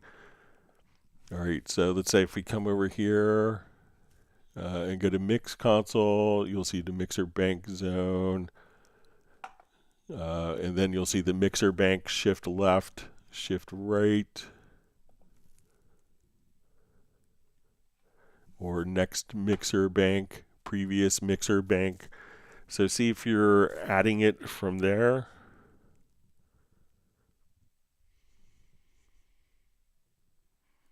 All right. So let me know if, and that's for MM. All right, so see Tarek just says this per the Steinberg documentation, Cubase orders surround channels and side channels follows the specification of Microsoft Inc. It says to meet the Dolby requirements for side surround channels, swap the device ports of the surround channels and the side channels. So let me know if you have to do that. I'll investigate further over the weekend. But if you have to do that when using the when utilizing the ADM project setup, but I'll look at that. Thanks for finding the documentation.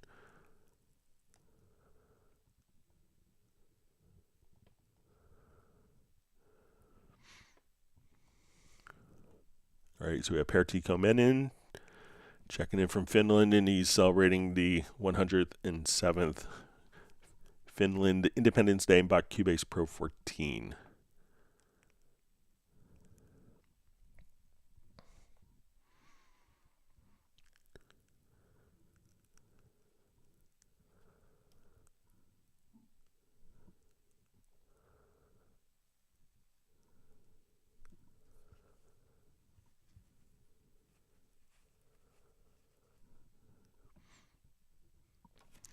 All right, so we have from Antoine Van Kampen, if I open the color palette at the top of the project screen, then in Cubase 14 I get scrollable list of color names, while in Cubase 13 single window with all colors names. How to get this single pop-up window in C14. All right, so I think if we come here, we just see the colors.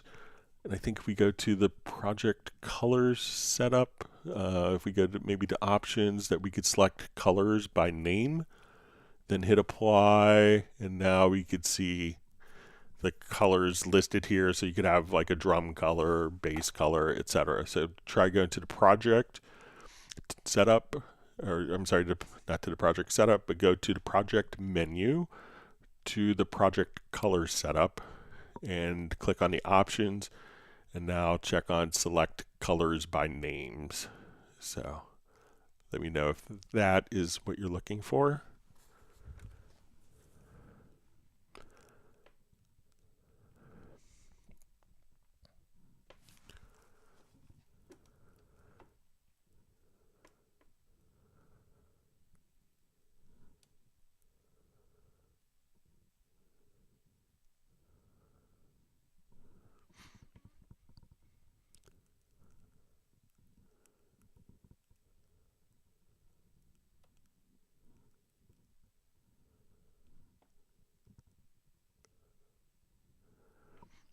Okay, let me just...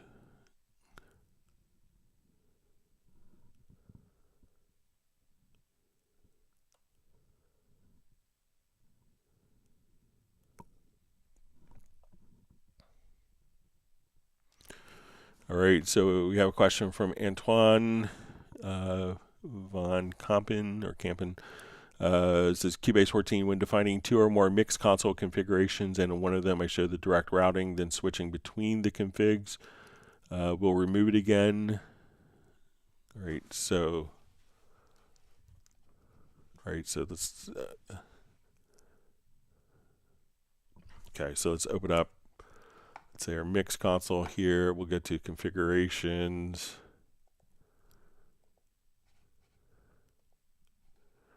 So I'm not sure if configurations are for the racks, but let's take a look and just make sure. All right, so let's say I just want to see.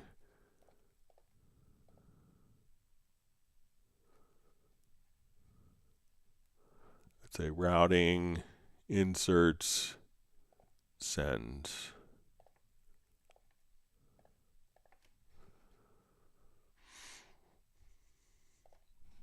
Okay, so let's come over here. Let's add a configuration.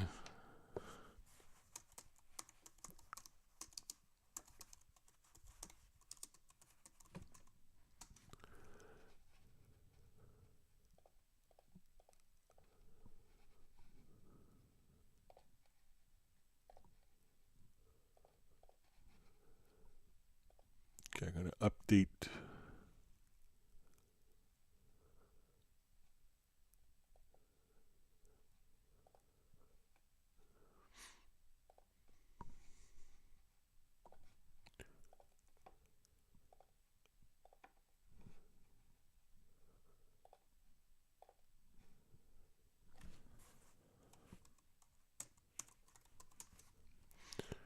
All right, and let me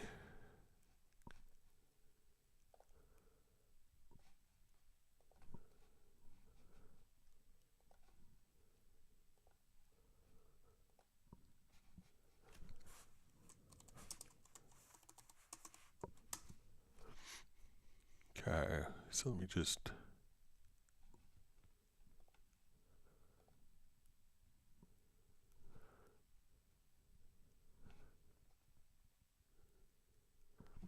all right, so it seems like, okay, so it says in one of them I showed direct routing, then switching between the configs. We'll remove it again.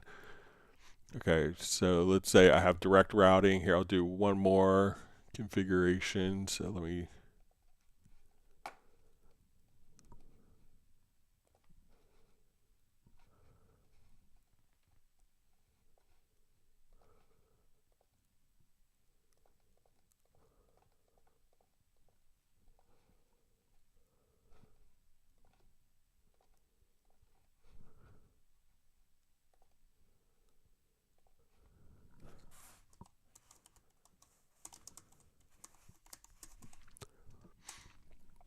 Okay, so I'll go back to my inserts, routing, inserts, and send.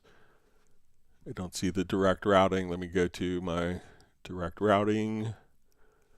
I see that there. Let's go to all settings. So those all seem to be working as expected for me. Let me know if I did anything differently than you did with that.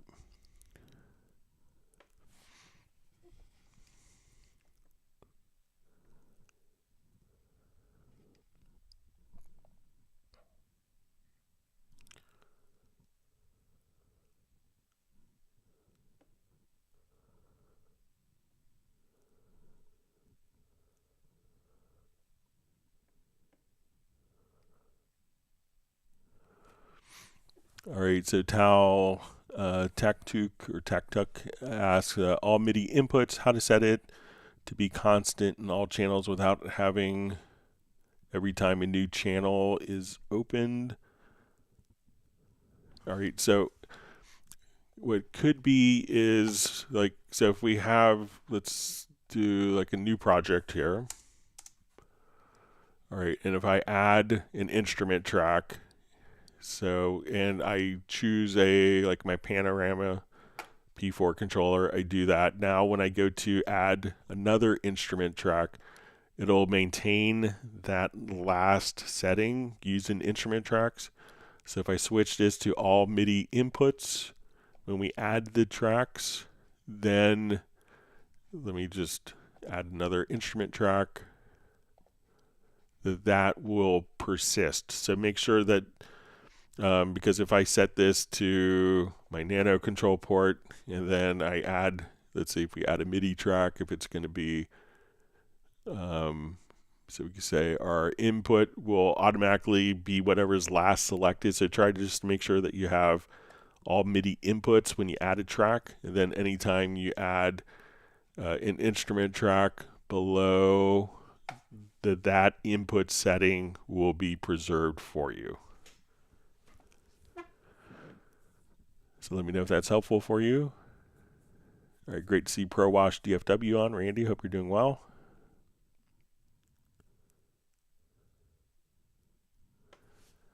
You see Randy just finished some studio stuff. He's going to chill out now.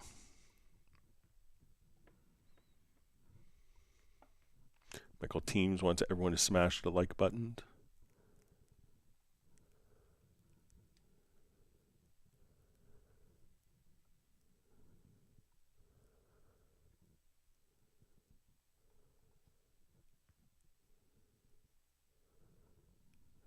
All right, you see that Michael Team has granted my family and myself 1 gallon of limoncello ice cream. Thank you very much. Appreciate that. Looking forward to it. It'll be good for my throat after talking for 4 hours.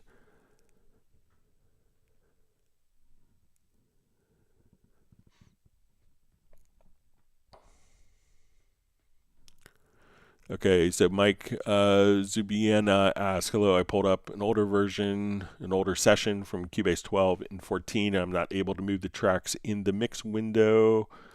Is there a way to work around this? So I'll open up a project like this. Project was created, and we see for Feel Good Cubase 7. So C7, that's from Cubase 7, and I'll revert it since I destroyed some edits.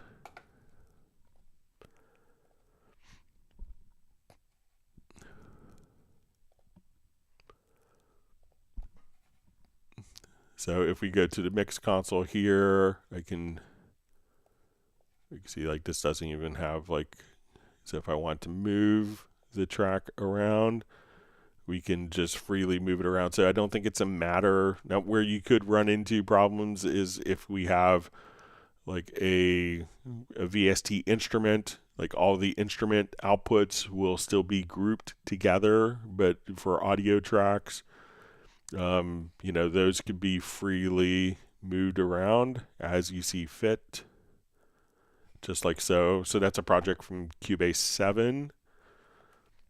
So it doesn't seem like that's the matter now. And something else that you could do is just come over, and if we take this, I take the selected tracks here, and I could do track or tracks. I want to take these harmony tracks and move these. Now they're in a folder.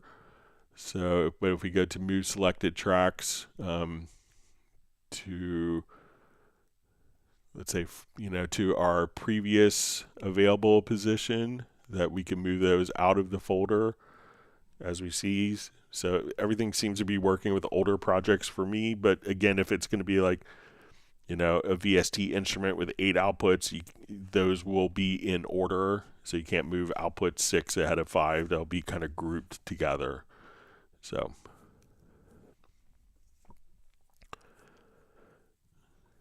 all right, so we see Tarek asking, any idea when Nuendo 14 will be released? So I'm not totally, I have an idea, but I'm under non-disclosure agreement. So, but generally, we don't make kind of anticipation announcements.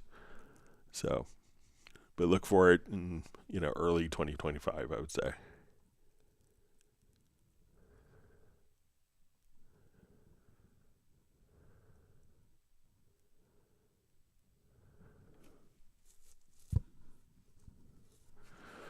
All right, Tarek asks, is there any way to use multiple audio drivers in Cubase or Nuendo in parallel on a Mac, but internally and not through an aggregate driver? So, the main problem is, when we're recording and playing back is that, if the audio interfaces aren't in sync with each other, that creates havoc for your entire session. So it's one thing if you're doing Zoom where it's not critical to have sample accurate playback and expected sample accurate recording capabilities.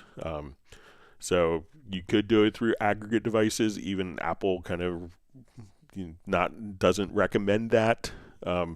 So that's not the most ideal solution. So it's not necessarily any DAW that is to work properly to have the audio record and playback in sync, which is, because we're sometimes dealing, like in Nuendo, with 1/384,000th of a second, and it's not a good thing when, one audio, like if you have two different audio interfaces and they're capturing and playing back, if they're not synchronized. So sometimes you could do it through word clock.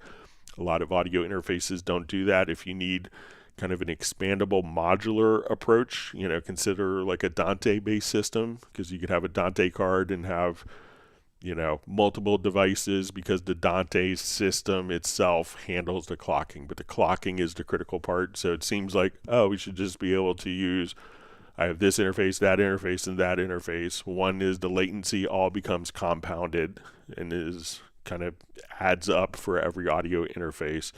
And when you record in one and play back in another, they're generally out of sync, which is a bad thing for DAW. So instead of going down that path, use a system where you have enough inputs and outputs. All right, Fred Design asks, where can you find Loop Mash? So Loop Mash, the VST instrument, was discontinued in version 13. It might have been 12, but I think it was 13. So that was discontinued because that wasn't going to be developed for further operating systems with the team that was doing it. But there is still the Loop Mash FX plugin, which you could find as an insert effect, which is kind of the more popular choice under Other. So you can see Loop Mash FX, and this would give you kind of all of the different playback, stuttering, and playback effects. So that would show up under Other. But as an instrument, it was discontinued. Like it wasn't ever going to work on Apple Silicon or ARM on Windows, etc. So, all right, wonderful to see Darren Flake on. Glad you can make it.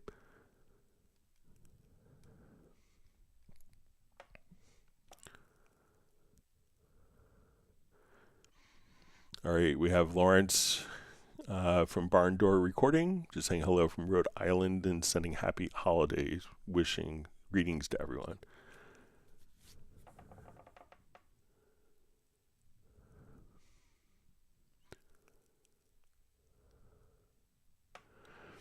All right, so we see from Rude Pass, just says, hi Greg, how do you keep the movie in sync when using musical mode on the audio part off that video?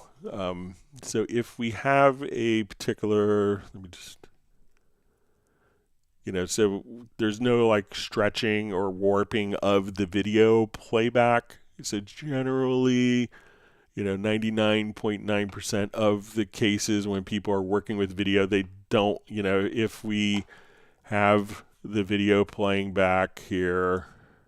Hamburg has always been home to an amazing diversity. So if we have that going on with the video, that if we do warping on the video, let me just make the video size smaller here. City of music.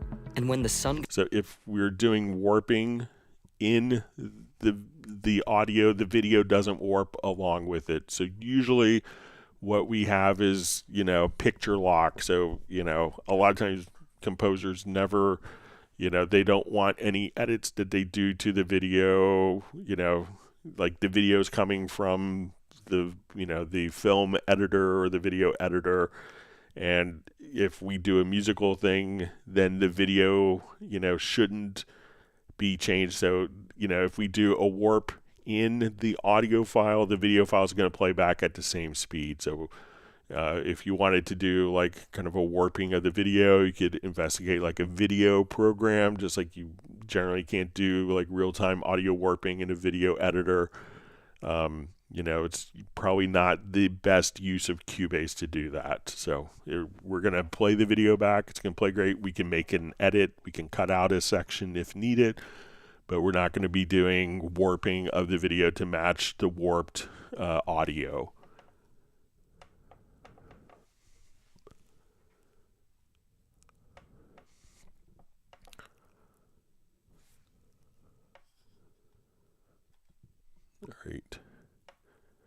All right, sweet. Nick has popped in from Essex in the UK just to whack the like button.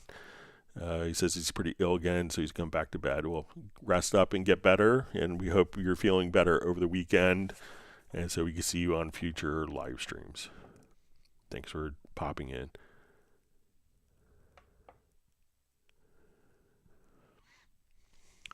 So Steven asks, hi Greg, when mixing, do you use one particular instrument as a set volume level anchor so that if you use automation for other track levels, one change doesn't screw up your automation mix?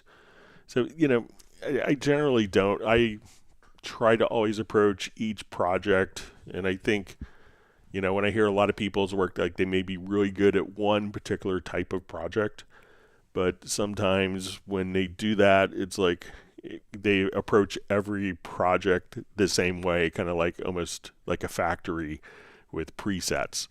So I always personally try to approach each song fresh without kind of a preconceived notion. If I had, if I was doing a lot of commercial work and I had people coming to play the piano in my house and I was using that all the time, then, I may work with presets for the piano or a studio drum kit, but I don't really start off with an instrument. I always try to approach each song as kind of like a fresh mix, like it's my first time approaching it, so that I don't have kind of like the same homogeneous tones. So I tend not to do that. Some other people may, and, could do that and be very successful, but I tend not to do that myself.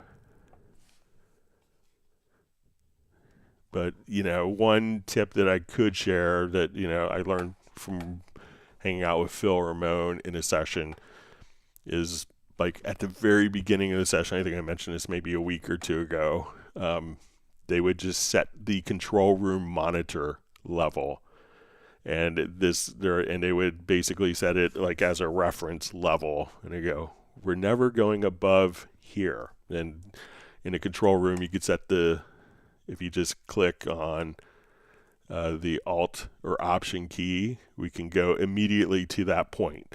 And they would actually draw like a little line with a piece of tape by the control room monitor, and they would agree at the beginning of the session that they're never going to get louder than this. And that way they weren't kind of lying to themselves saying, oh, it's better because it's louder. That this was always going to be the very loudest that they would do. So that's a good, very sound approach to different monitoring levels.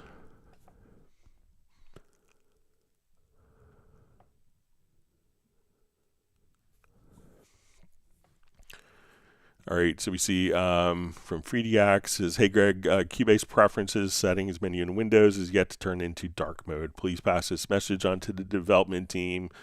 I would love to have the preferences menu in dark mode. So they're aware of it. You'll see that like every version, there will be new things that the interface is updated with, like the audio pool is probably of the same generation as the preferences. If you look at, like if you saw the exciting new features of Cubase 14 and it said, the preferences now have dark mode, that may not be the highest priority. I think, and I think what we've seen Steinberg do over the years as kind of generational changes occur is that sometimes if something is left untouched for a little bit, like, they didn't really do kind of a interim version of something, like with LFOs and modulators, we kind of had a MIDI plugin, and it was, very convoluted way to make it work with like different plugin parameters. You could do it. It was really convoluted. So instead of coming up with an interim solution, they may come up with like kind of a grand feature set like what we see with the modulators. So they're aware of it, but I'll pass on the feedback regardless.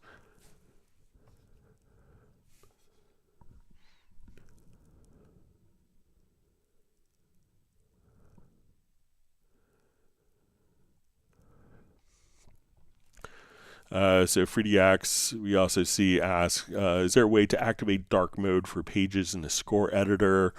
So I could see where that could be a little more philosophically not wanted by the development team. I think when people look at notation views like traditional musicians, like if you put it in dark mode, that could be blasphemous, and just like, like that could start a mutiny for like a dark mode for pages in notation, because you always want to see different functions. I know in Dorco, I think since version 3 or 4, you could have the parts be like a slightly yellowed color just to differentiate between parts and the conductor score.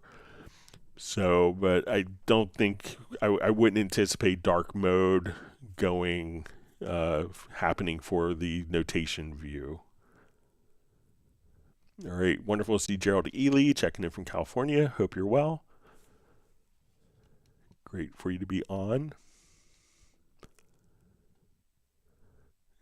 Gerald has stopped in to hit the like. He has a meeting to go to, but he'll watch the stream later. All right, we have Cornell Hegedus checking in from the Netherlands. Thanks for joining us. All right, Tiago is kind enough to send me an acapella project with no copyrights, and I'll feel free to make use of it. Thanks for doing that. I appreciate it. Makes it much easier than me trying to create an acapella file. Really appreciate that.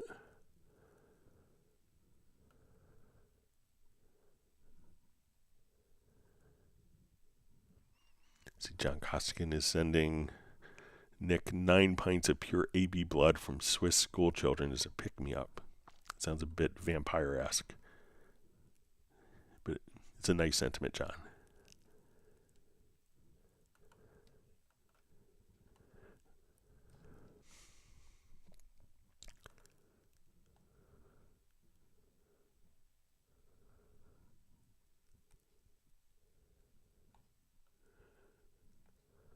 All right, my Chatfield jump. Let me find my spot.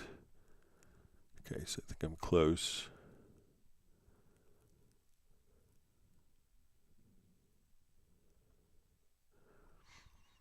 All right, so we see from Deech Gloris says I was too late to be on time, so we still have plenty of time.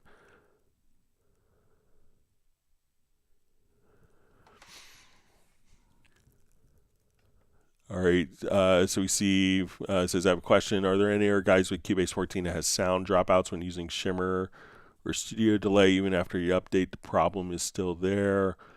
So, let me know how many instances you're running. I know that there were like some performance optimizations for Shimmer in the 14.01, but I'd be happy to, if you're running into stuff, I'd be happy. If you have a project you want to share, I'd be happy to look at it.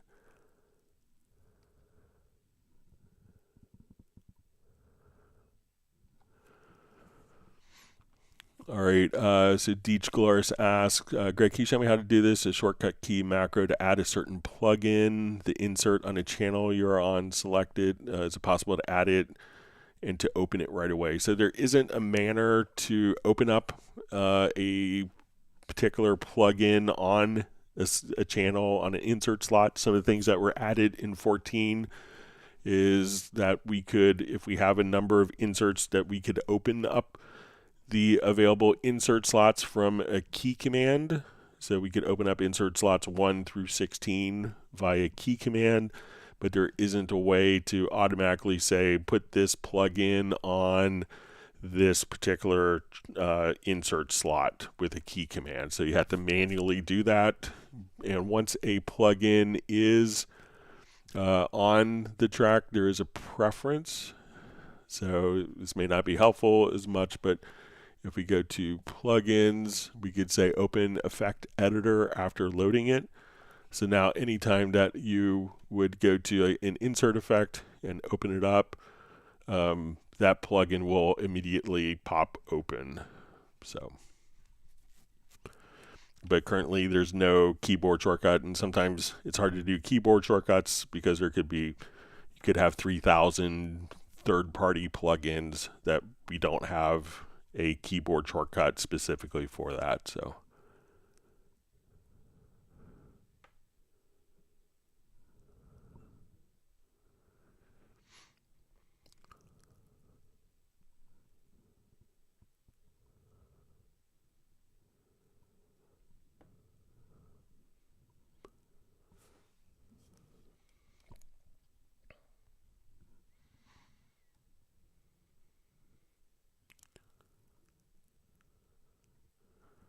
Okay.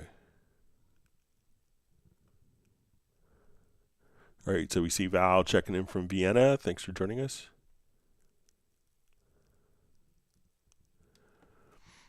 Okay, Val asks, can we somehow match the pitch in Shimmer with our project's root key? So in a way it kind of is, because the Shimmer is taking kind of the incoming signal and processing that. So let's say if we open up like our Shimmer plugin, so we'll just come over here, go to reverb to Shimmer.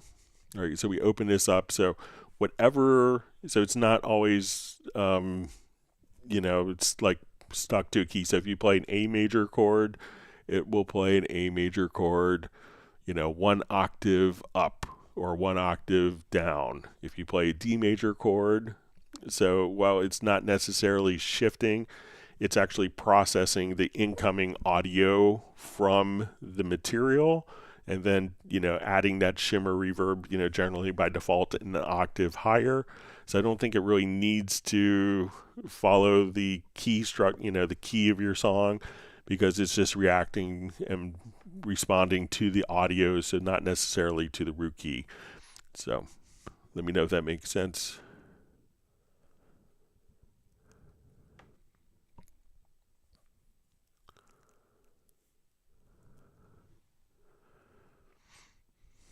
All right.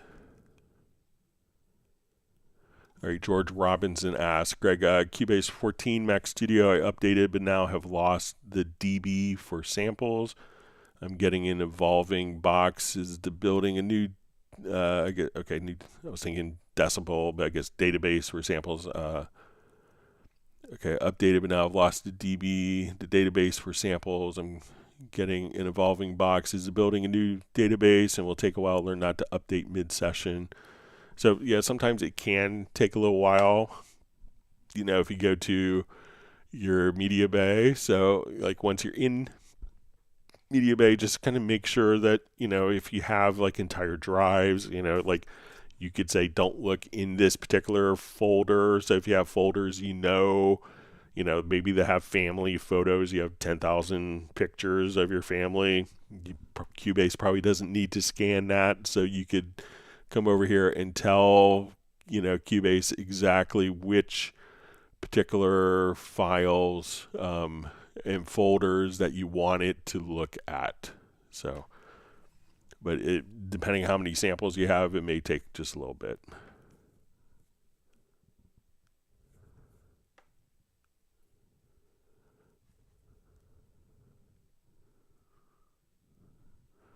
All right, Michael is asking, or Mikkel, are we going to have the option to add and remove tracks from the mix windows? So I know we've had some discussions on that, so it seems like a natural inevitability to be able to come here and right click and to remove the channel. So, you know, we got, after a long time, we got the ability to move the channels, but we don't have the ability to delete.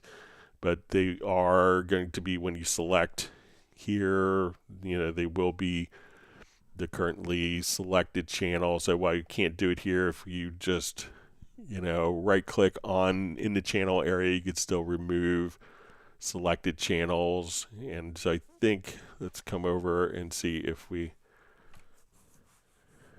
like if I have the mixer open, if we could use that keyboard shortcut. We just add some additional audio tracks.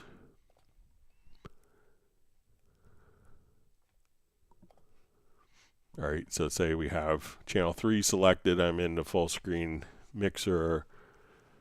And let me just go to, I'll set up my MIDI remote.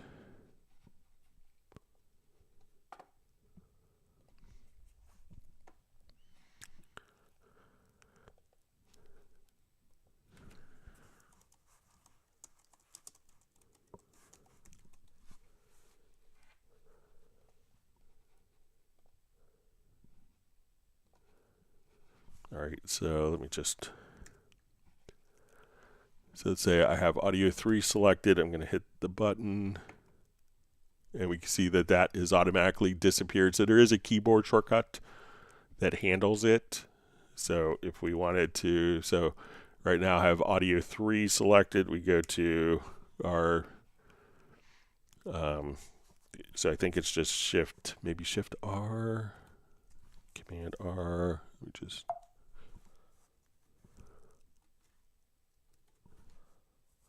so, but there is just the remove selected track function. So that works while you're in the mix console already. So there is a keyboard shortcut, but it's not initiated by right clicking on it. But the remove tracks function does work.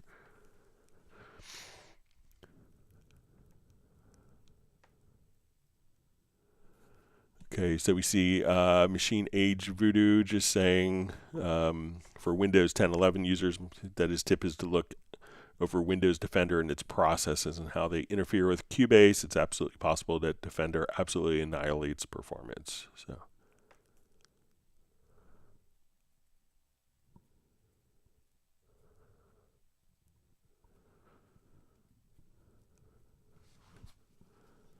All right.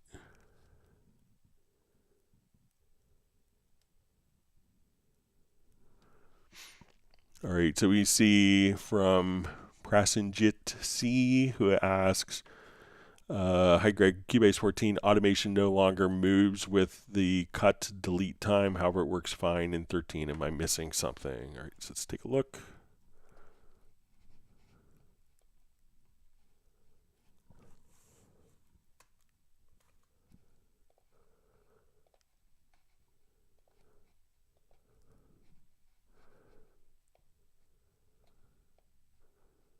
All right, so let me just,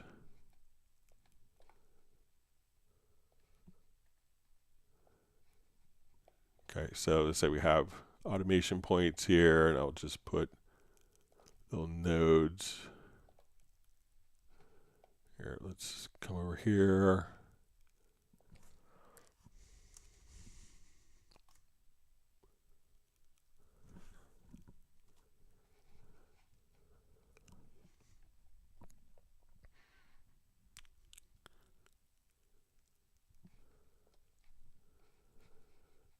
All right, so let me see if I select both.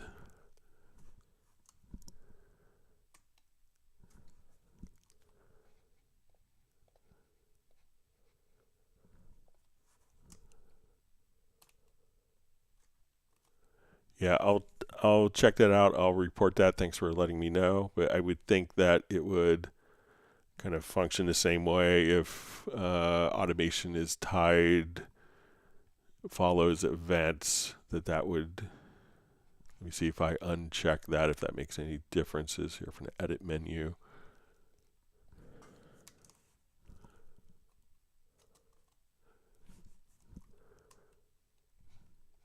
Let me try re-enabling it. It seems like if I move the event, let me have this locked from. Let me just try it on a new track because I do have that one track locked, which may be affecting it. So just try fresh project.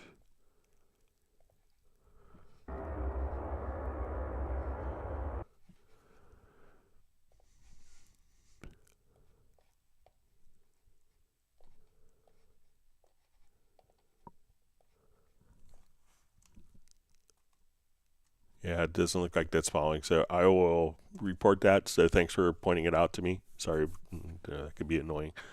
But if you looks like if we do select that and the automation, that it kind of works as expected. So I'll report that. So thanks for letting us know.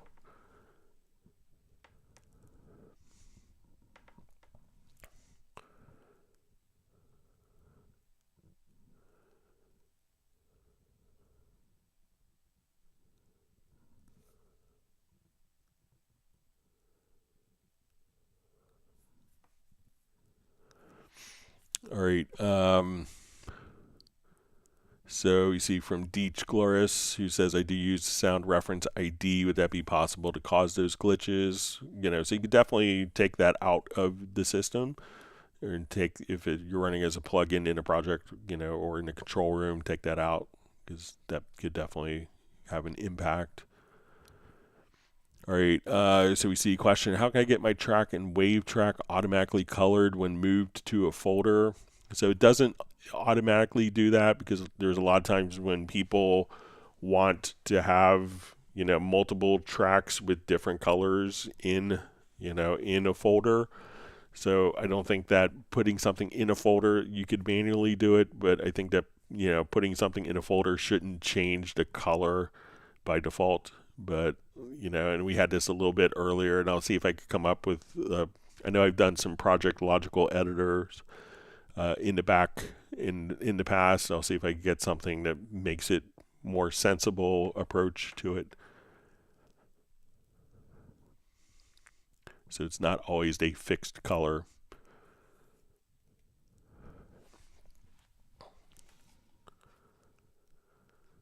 All right, and we have Renos Papastavouros. It says he had the same problem, and that it could be as Deech, that the sound reference ID could be a factor.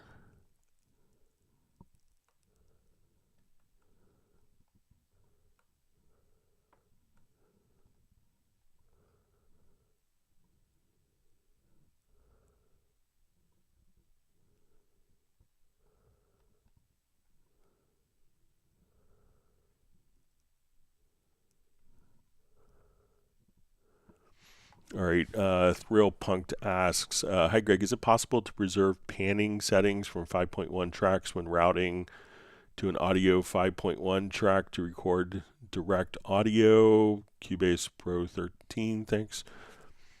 So let's take a look. Let me do a new project here. So I think it would be captured over. So let me just, let's make a 5.1 output.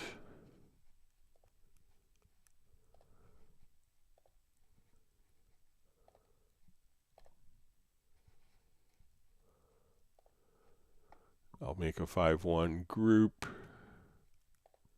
so we could use that to pass audio. Okay, so I'm going to add an audio track.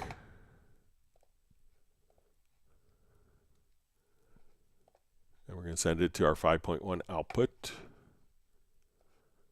Okay, and on this track, I'm going to put a test tone generator.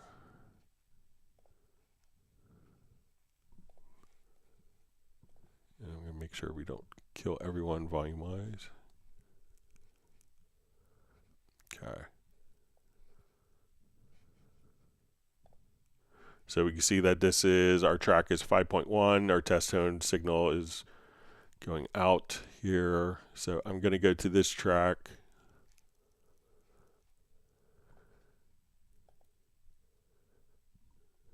Let me just check the routing on this.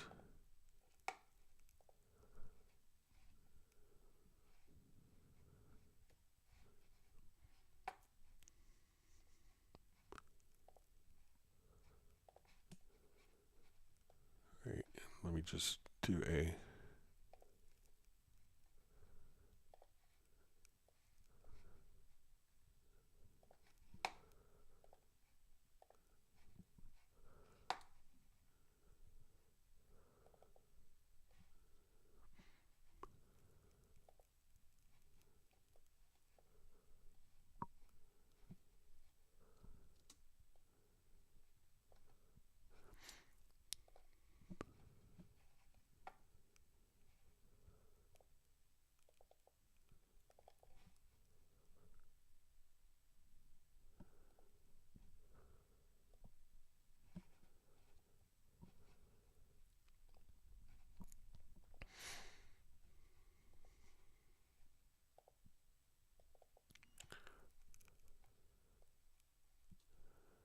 All right, so I'll just come here. Let's automate our test tone.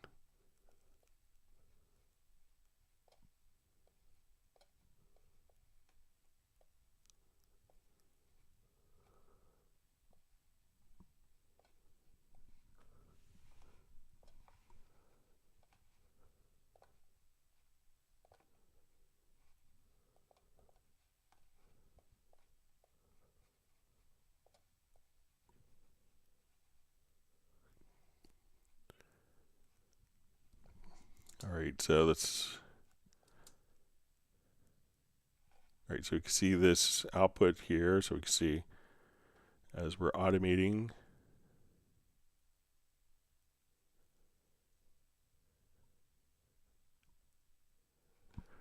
All right, so say I want to come here. I'm going to go to. So this is being. This track is going out. And let's send it to out to the group.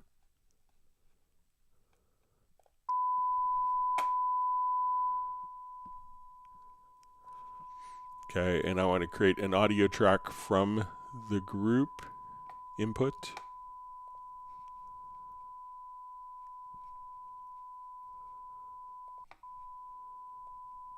All right, and now as we record the audio in, and then we make sure that my audio track here is 5.1.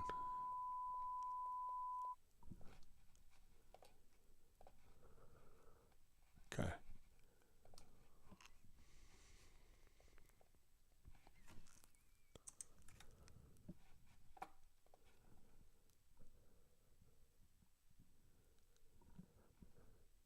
All right, so we have signal, then we should see some of the automation.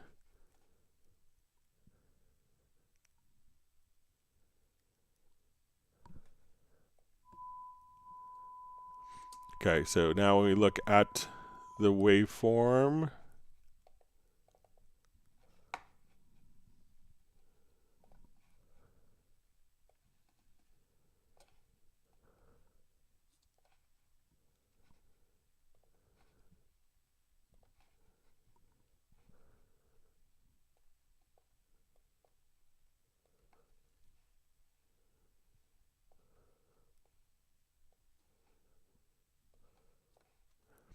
and we'll look at the playback of it here.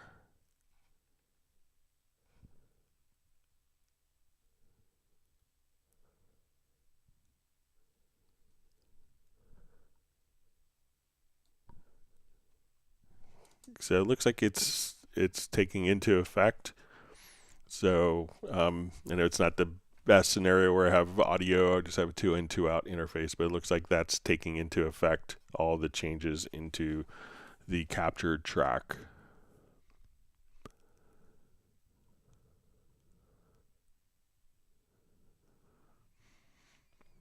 All right.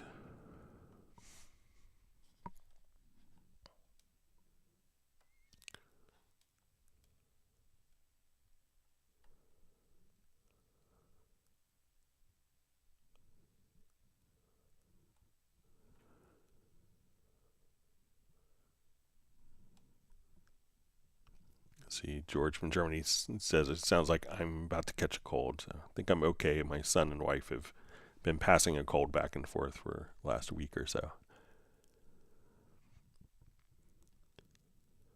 All right, so we see Tal Taktuk just says, thanks, Greg. It helps me a lot. Nice to learn from you. So.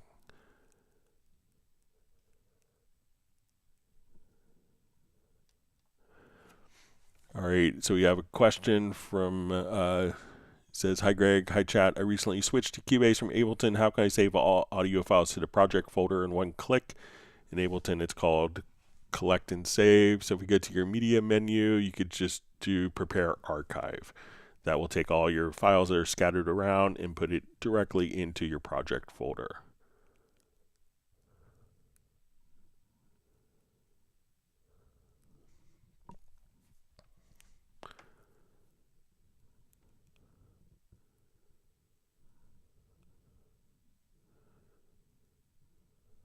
Okay. Just reading through comments. Okay, so from FlyV just asks, what can a chord track do besides just dragging an audio file into it? I always just drag my finished master track into it and it gets lots of notes everywhere. So one of the things, like, I mean, it could be used as, you know, a couple, like for composing a song. Let's say you're writing a song. Let me open up a project.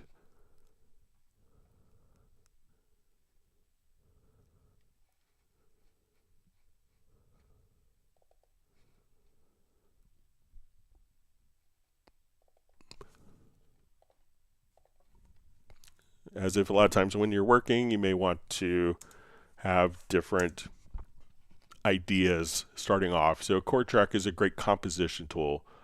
So let's say we have like just a quick drum beat and we want to come up with a chord progression. I can now come over, let me just adjust a preference here so I don't get that.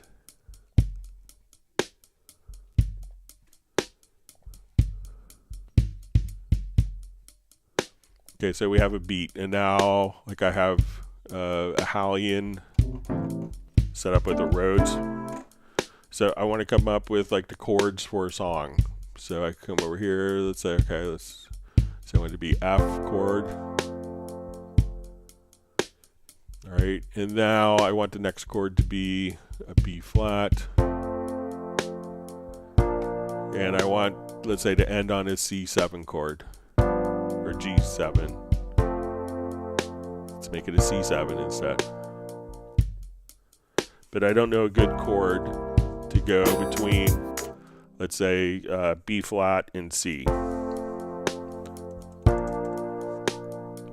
So I could double click and we go to the chord assistant and we could see a list of chords that are kind of looking at the previous and next chord. We could look at it based on common notes or cadence, and it could give us chord suggestions. So say, oh, what about a G minor chord? How would that sound?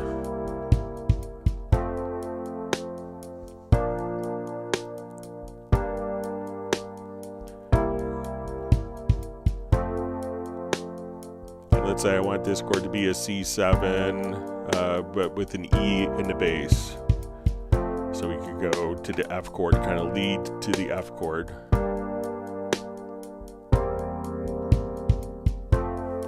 So you could try out different chord ideas. So let's say you give this to your, you know, to a guitar player, and they're like, we don't play in the key of F usually. We like the key of E.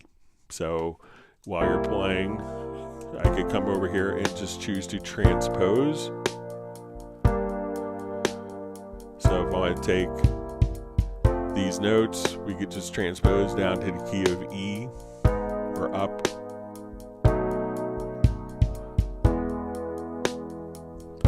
And if we have like an entire song, we could tell the song to actually come over and let's say, okay, I want to, I have a song idea. So I could just say, okay, let's take, you know, we could take different song ideas. Let's say I have, and I could have the tracks follow the chord track.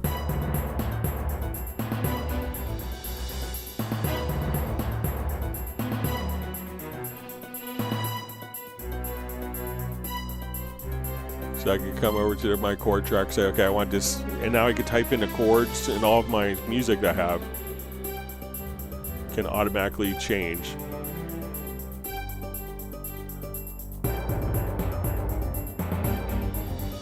And let's say I want a chord change. So let's say, okay, let's make this an E chord, so we could go back.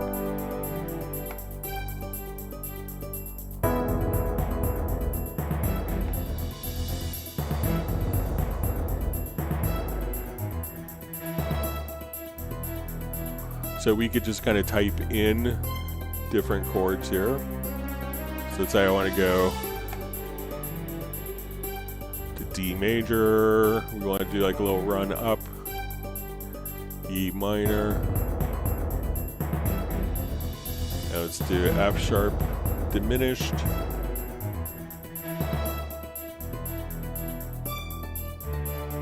We could do our turnaround here.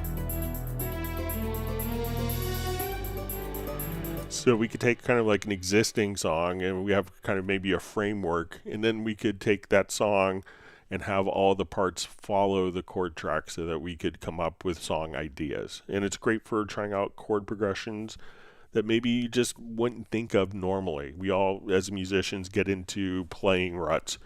You know, we've all seen the guitarist or keyboardist that when they sit down, they play the same little pattern over and over again when they first start playing the instrument as a warm-up. It's really easy to get into musical ruts. The chords can allow you to compose a song and experiment with really creative chord progressions without having to utilize and change every single part. Now, you know, if you have a part, you could drag it to a chord track like your mix and come up with the chords and print out a chord chart for musicians to play along with as well. So let me know if that's helpful for you, Vince.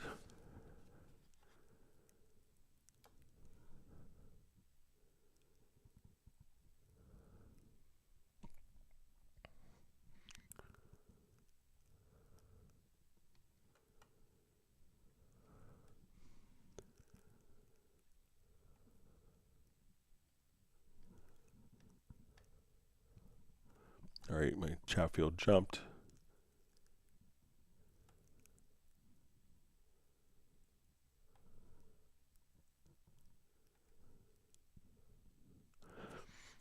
All right.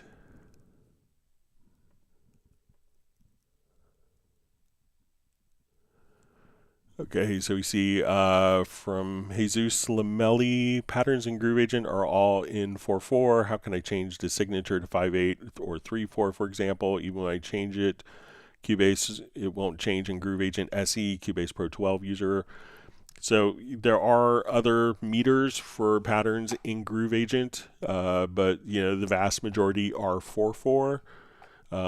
But you know, changing your time signature in Cubase won't necessarily link the time signature change in Groove Agent. So you may have to manually adjust that. But to find other like signature, like different time signature patterns. So let's come over here. We go to Groove Agent SE. You know, I don't think there's any 5/4 pattern or 5/8 patterns. It's usually not a typical, but if we come over, let's say we go to all of these, if we kind of just scroll over a little bit, we could see like this pattern's in 6/8. This pattern's in 3/4. This pattern's in 4/4. So you could actually see the signature here. But just because you have a signature change in the project doesn't send that information to Groove Agent to play a 5/8 pattern, to play a 7/8 to 3/4 back to 4/4. So you could drag it out into the project if you wanted to, but it's not going to automatically take a 4/4 pattern and turn it into 5/8 or 3/4.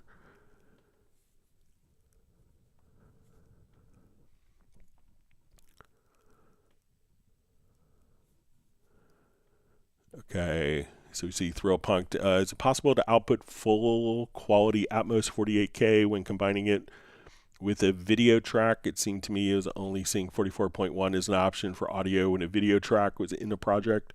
So I don't think that we could marry the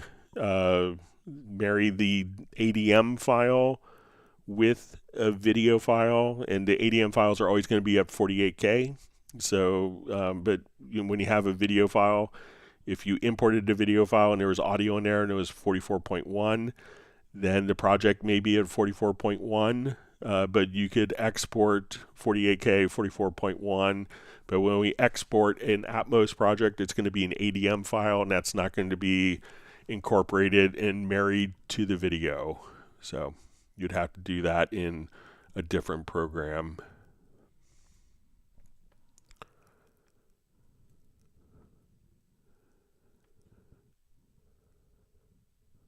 All right, so Rebel just asked, does Cubase have a plugin that works like Mr. Rhythmizer? So I'm not sure what the Mr. Rhythmizer plugin is. Maybe if you could describe it, we could find something.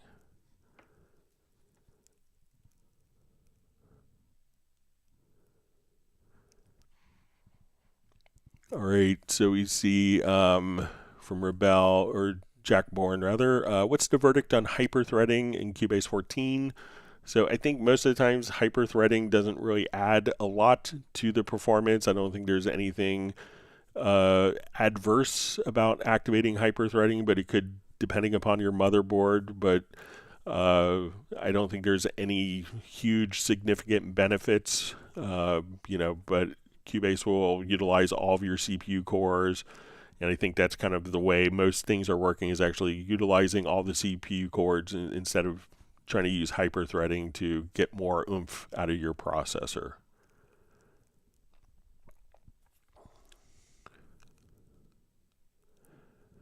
All right, Rebel asks, how can I reset the theme color back to the original color? So if you wanted to come over here, and this is slightly different in 14 and 13, but very similar. So let's say we want to go to like our color schemes. Here we can just click on defaults. So if I came over here and I moved this and I did it like 100 times, I could click on defaults and hit apply and OK. So all of your different mixed console colors, your different settings here, they could all be kind of restored just by clicking on default. So let me know if that's the color themes that you're referring to.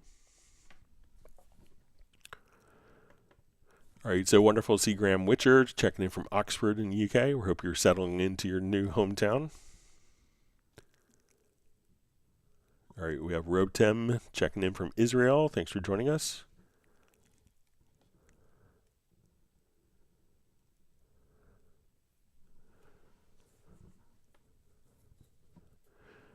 All right, hi Greg, question from InDrop. Is it going to be possible to save drum track samples within the project folder in the future? Thank you. So I know that Steinberg is, aware of the issue, so I think we'll see a change, but we'll have to see what happens in future versions. I can't really speak of what's in future versions, but it's something that I kind of have lobbied for as well. So.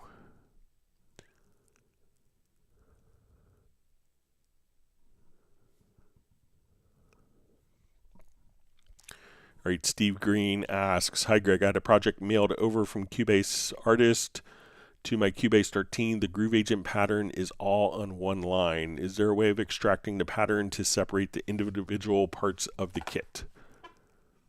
So all you have to do is, let me just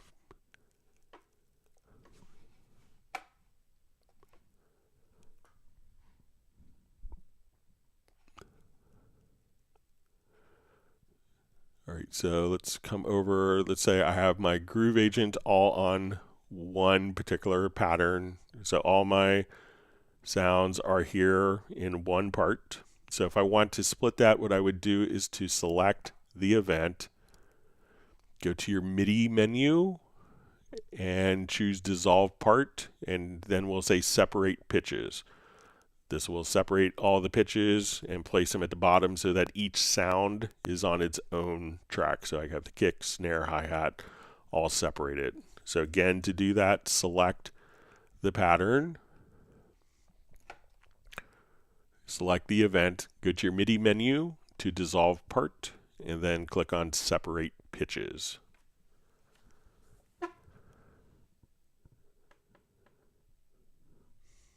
All right, wonderful to see David M. on.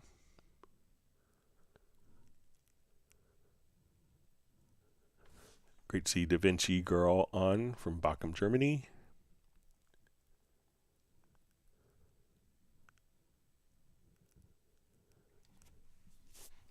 All right, Wilson Ruiz asked, how can you add plugins preset in Cubase 13 Mac M1? So if you have plugins, you know, there's a couple different ways. So let's say I come over here to my inserts. I want to go to my delay plugins. We could see all of our presets directly here. If we have a plugin open, we could also, so let's say we have our mod machine. I could come over here. Let's get to our media menu. We will go to presets and we'll say, okay, let's go to VSTFX presets. We can just choose, let's say, our mod machine.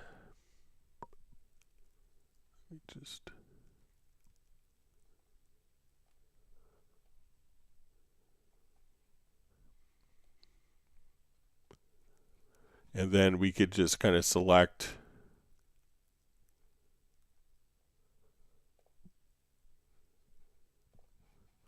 and then if you want, you could just kind of double click and you could just open up and see all of your plugin presets directly there.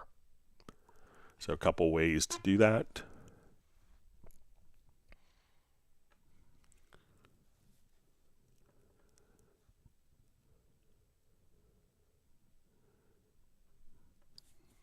All right, Rotem Pick asked, I want to transcribe live music into a score. How would you advise? Used Vari Audio and spectral layers. So it's going to work for monophonic devices and monophonic sources. So it's not going to work for like guitar chords or piano chords or vocal harmonies. So if you wanted to do it, so you could extract parts from spectral layers if you need to.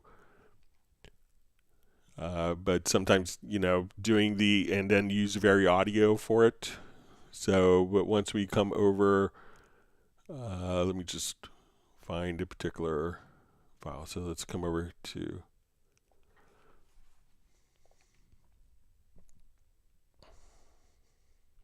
so if I wanted to do Vari Audio for it,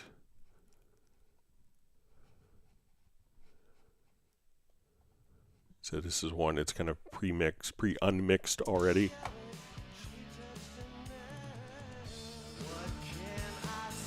So I'm going to find the bass part, drag it to the project window, and it's unmixing it from our track here.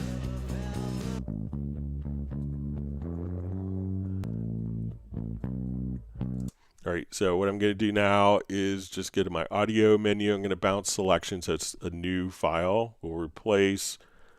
I will double click, and let's get to our Vari Audio.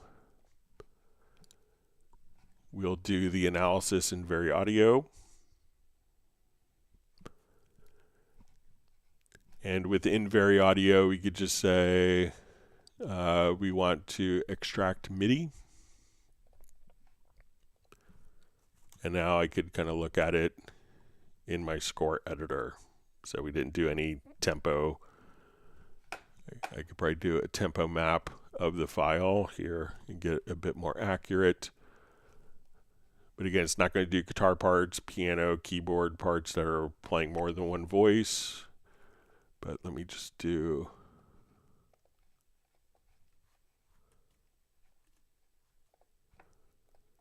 tempo map of this particular project.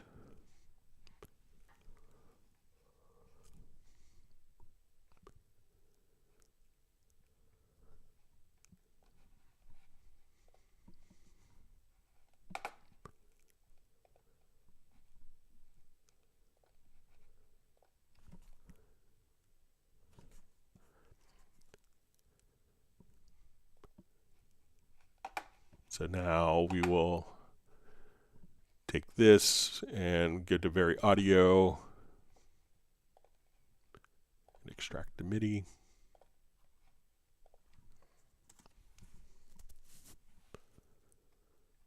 So we could just see all that. So if we want to clean up our score, we'll call this bass guitar.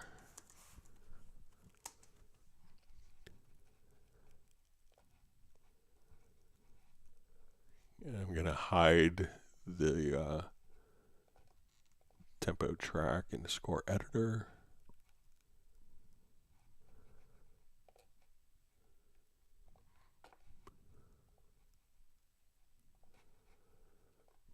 Now we could look at this and just take our bass part and do transcription of it, just like that.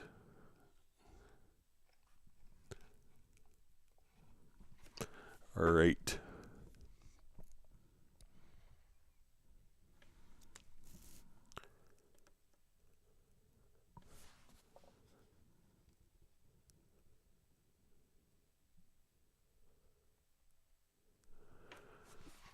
All right, Cornell Hegedus, do you know if the developers are working on a bug that prevents users from saving, loading, channel, and plugin presets? So I haven't heard of that, but if you have any information or if there's a discussion somewhere going on, I haven't had any problems with it myself. But if you send it to me, we'd be happy to take a look at it. Investigate it further.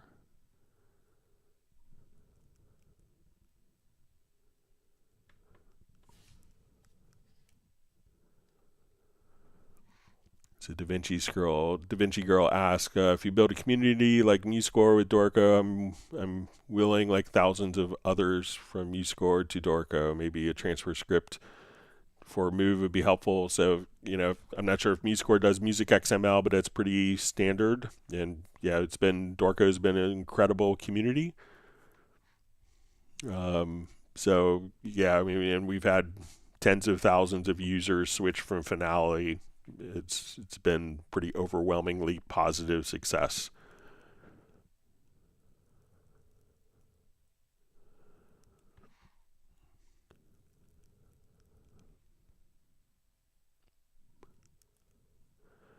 All right, so we see Fred Design says, I can't save the flattened chain from an arrangement track to a new project. Why? What happened? All right, so let's take a look.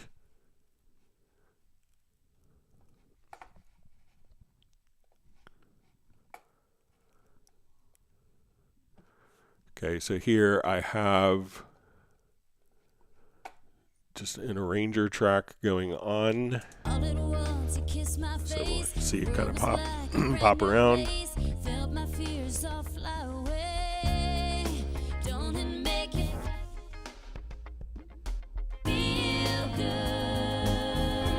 All right, so we see the arranger track is working. So let's come over here. I'm going to choose to flatten the chain. All right, so now our chain is flattened, and I will save it as a new project.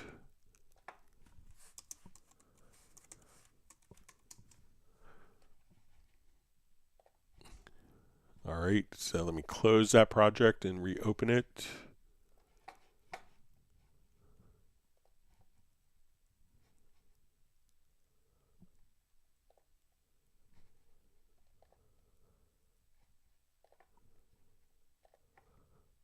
So it looks like everything kind of worked as expected. Let me know if I did anything differently than you did on that.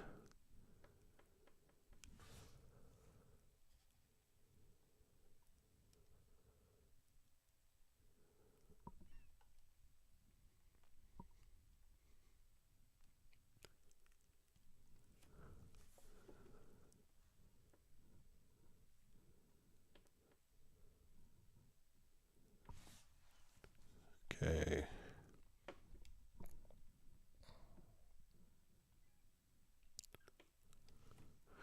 Okay, so Val asks, question, is it possible to adjust the track control settings differently for one VST and have the others unchanged?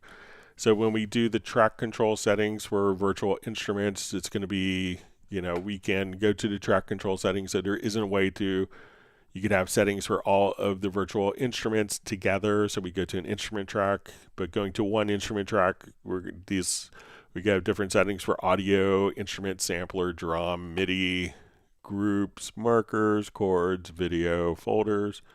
But when we do an instrument track, that would only, if you run it as a MIDI track, maybe in a template, you might be able to have different settings. But so you have independent settings for instrument and MIDI tracks, but not two separate instruments on instrument tracks.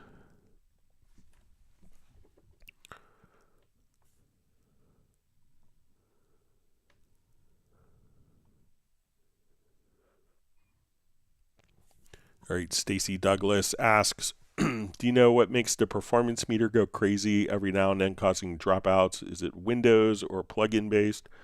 So as Jazz Dude just mentioned, the first thing I would look at is the latency mon utility. So I would try that, and that could point out any particular issues. So it could be, run it for, 5-10 minutes and see if there's any things that are interrupting the audio performance on your system.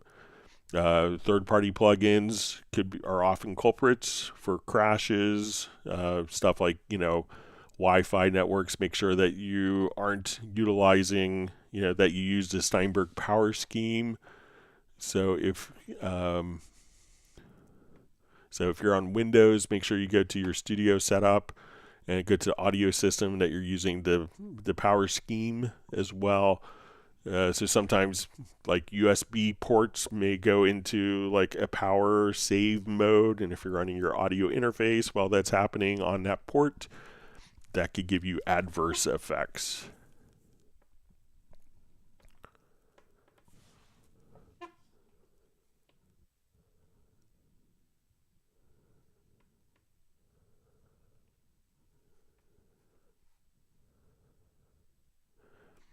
All right, so we see Cornell wants to whack the like button multiple times. You could whack it multiple times, but make sure it's an odd number of times.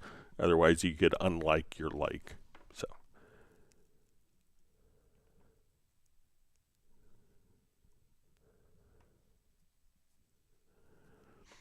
all right, so we see George Robinson says, I don't think Cubase 14 databases are loading. Can you please send a link of what I need to do? Tried to trash old database per Steinberg site, but something is wrong. No support from Steinberg today. So if you want to email me at clubcubase@steinberg.de, I could see if I could help out.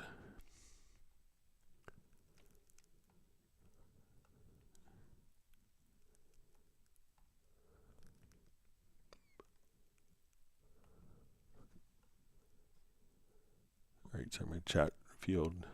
Okay. Just jump, but I think I'm back to where I was.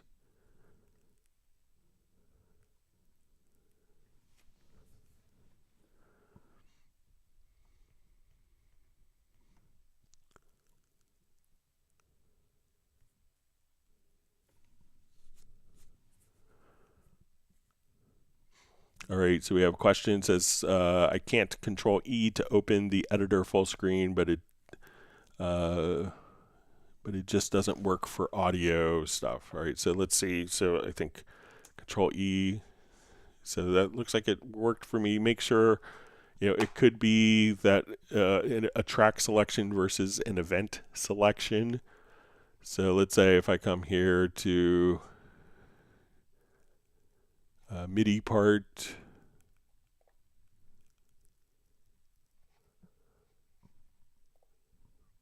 and I hit Control or Command E, I see the MIDI part. If I go to an audio part, hit Command or Control E, I see the audio event. So make sure that it's not like a track selection, like that the MIDI is selected. So, maybe you're on an audio part, like you have an audio track selected, but there's a MIDI part selected over here, and you hit Control E, and then it opens up for MIDI. So check that. but it seems like if I have an audio event selected, I hit Control or Command E, I get the audio sample editor. If I go to MIDI, then I get the MIDI editor for that.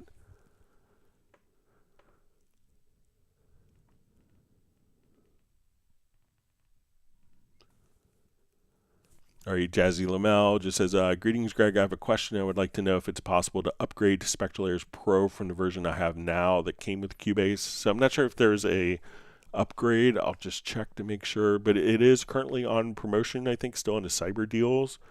So let's take a look. Just come here.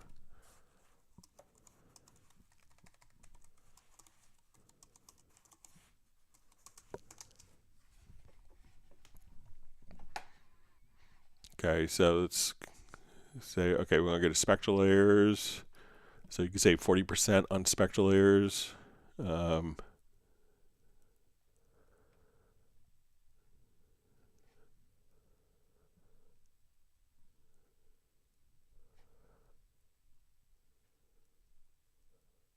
Yeah, so it looks like, you know, from, so if you did, you know, so right now, Spectral Layers Pro is 100, you know, it's 40% off currently, and I think this promotion is going to be ending pretty soon. So if you wanted to jump up, that's, you know, if you had Spectral Layers elements, like if you paid for it, you can see that would be more money to do. So let's see if we come here. So, you know, consider taking advantage of the current promotion because you can save 40% on Spectral Layers. And that's a great deal.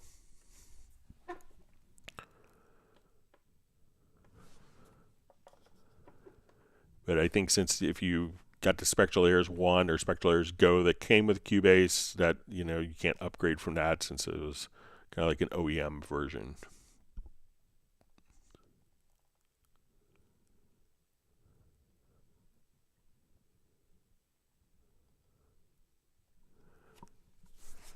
All right, David M asks, great to see you on. Greg, is there a drop down for undo redo history like Cubase?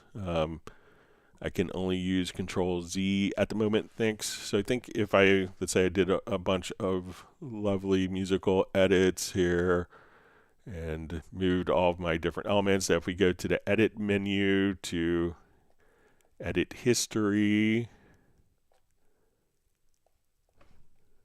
so we go edit, and then we'll see our edit history, that now we can see kind of a drop down menu, and we could just kind of move this line to go from good to I totally screwed up my whole project. So that's like a little drop down menu.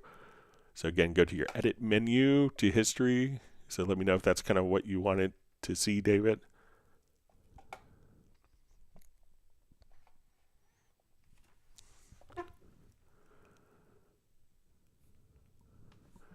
See, FlyV says it's more of a creative process than I thought with the chord track. So yeah, and there's all sorts of great stuff that you could do once it kind of ties in. Also creating musical harmonies from based upon the chord track as well for like a lead vocal is another great use for it, Vince.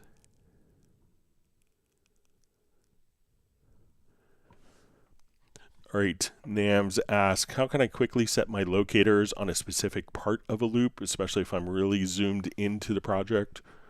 All right, so let's say if you want to loop a specific region, so let's say, okay, we're looking at this vocal and I want to just loop. If we use the range tool, so I'm going to take my snap off, and we can do this by hitting the letter J. So if you're really kind of zoomed in and you want to loop this, there's a preference to be aware of that you could turn on. So if you go to editing, you can say range tool. Let me just find the range selection follows. That's not that one.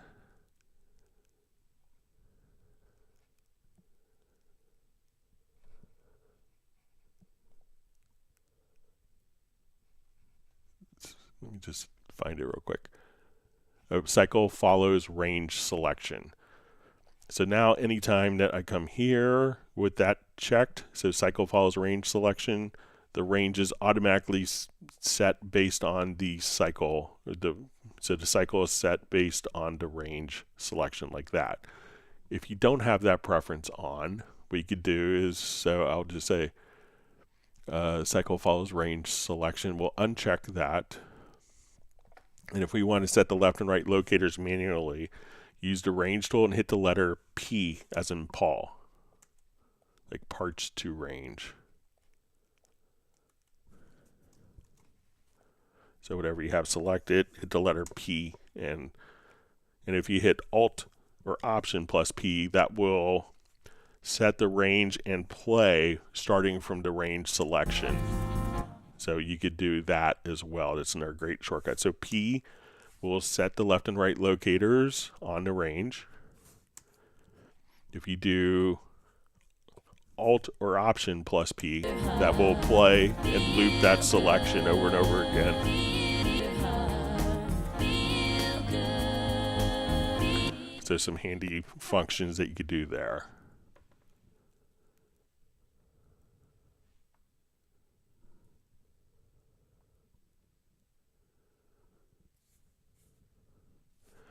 Okay, Jonathan Eggle asks, I've got a backing track that is slightly out of tune, not quite a semitone, but noticeable if playing over it with instruments that are in tune. How can I get the backing track in tune?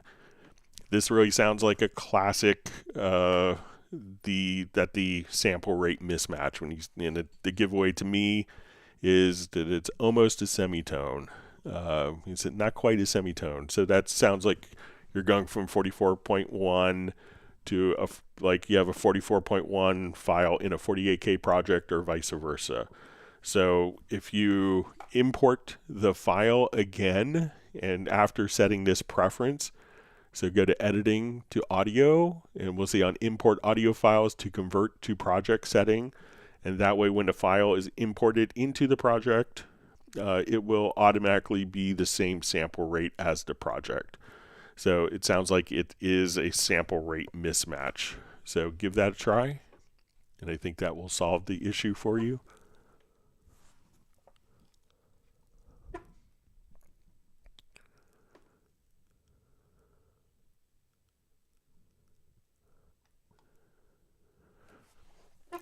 So we see Cornell just says, may I link a Steinberg form link in the chat about the saving issue? So I think only if you're an administrator can you put a link in the chat, but if you wanted to email it to me, you could send it to clubcubase@steinberg.de, and I'd be happy to take a look at it and check it out. Thanks for sending it.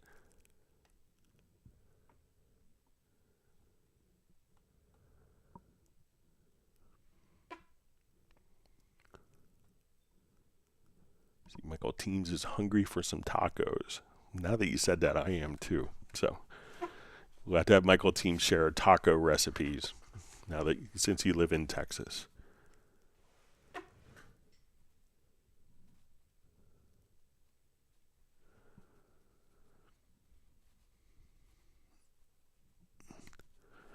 All right, DaVinci Girl says it's not possible to transfer with Music XML to transfer to Dorco because you better know that Steinberg include too much proprietary code that the result is poor in case you use it.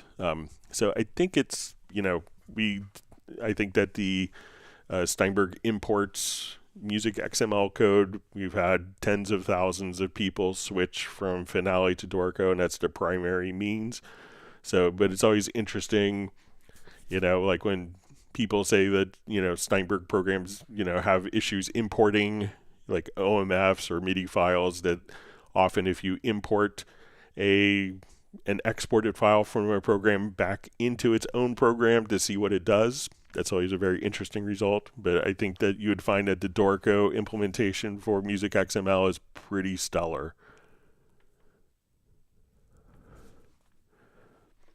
Gareth is commiserating that Mike is serving out all these ice creams on an empty stomach and a taco desiring stomach.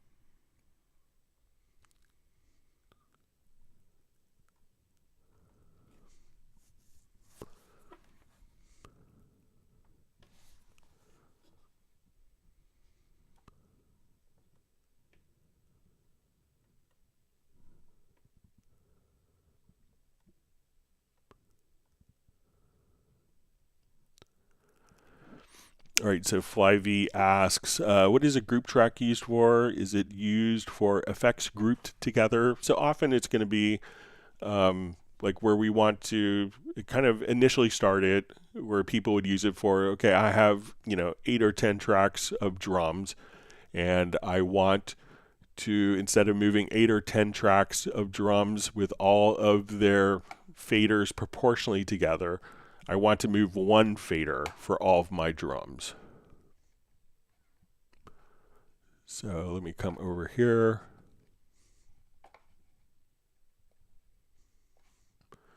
Okay, so let's say I have, in my project here, I have a lot of processing going on. So let's say I have drums. All right, so what I want to do is to create a track. And I'm going to add a group track to the selected tracks. So I'll do this, we'll make it a stereo group, and we'll call it drums. So now I could move, instead of moving all these faders individually or having to link them, I could move one fader and increase or decrease the volume of the drums.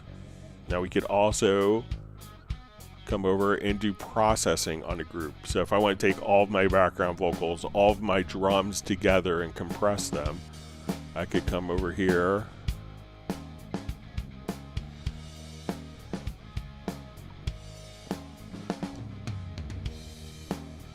and say we'll do some makeup gain here. So now instead of running a process and a compressor on all the drums, I want to kind of make it sound a little more cohesive.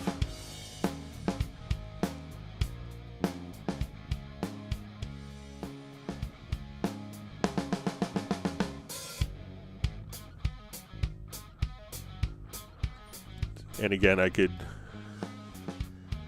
and sometimes people will take this and route it to two groups. One will be compressed, one won't be, and that's called parallel compression. So that's often used on vocals. If you listen to classic Motown, I believe it's often referred to as New York compression, but I think it was actually started by a guy named Bob Dennis, who's a big Cubase user. He was a mastering engineer at Motown in the heyday. And he was doing, I think he was the first one who really developed kind of parallel processing. So where you could have one group that isn't processed and one that is, and then you could kind of blend those two together. So groups will allow you to kind of sum the output, the audio output of all of the different sources together. So you could do EQs or compression, or just have a volume control for all those, so you don't have to move multiple tracks and multiple faders. And it's, so sometimes you may have, 5 or 6 groups, and then you have a guitar group, a bass group, a keyboards, a vocals, and a drum group. And then once you have your individual balances set up, you could use the groups to balance those different elements.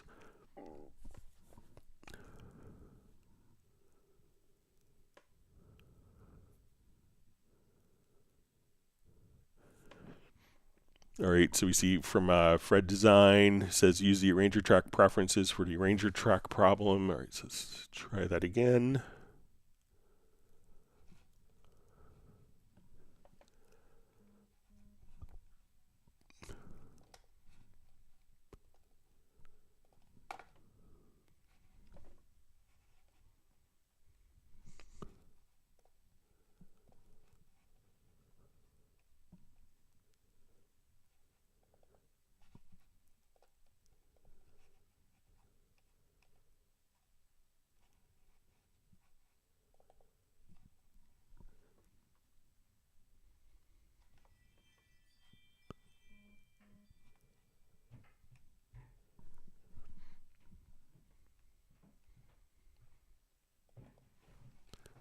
Okay, so I'll activate the project. Sorry for hitting my mic. Okay, so we'll activate this, and let's come over here to the settings, and let's see if we create a new project. Okay, so I'm going to flatten the chain.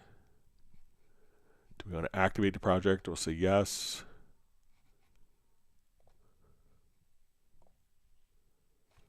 And there's my new project right there. So let me know if I have the right preferences set.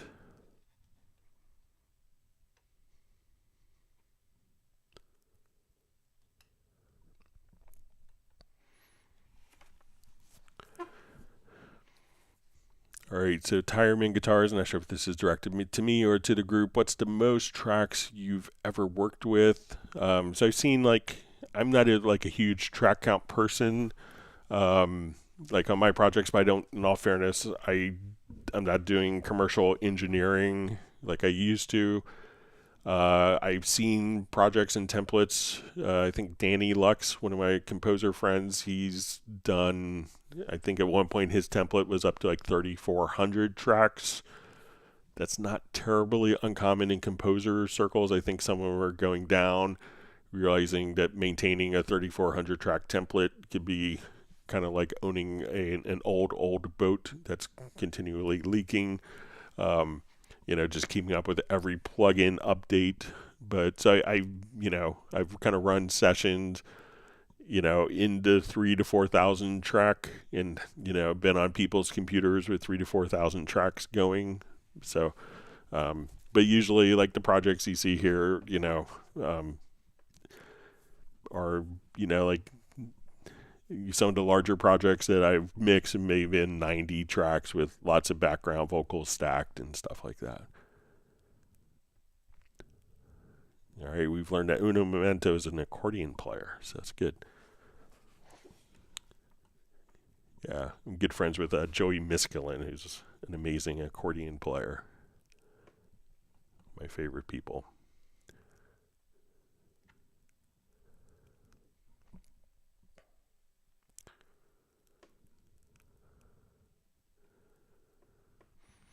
All right, so David M. just says, Greg, sorry, I forgot to say, is there an undo, redo history in WaveLab? All right, so let's take a look.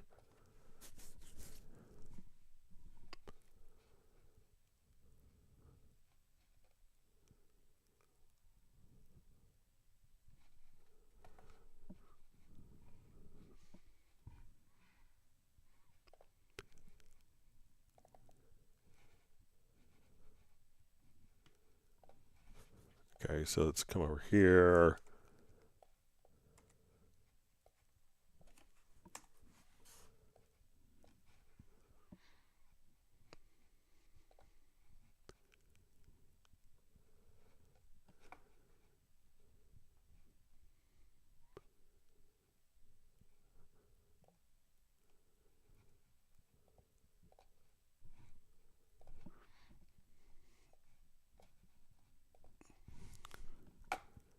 Okay, and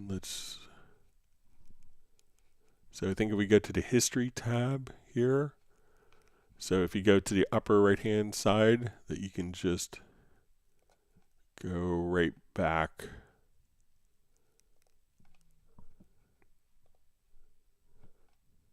to where you were. So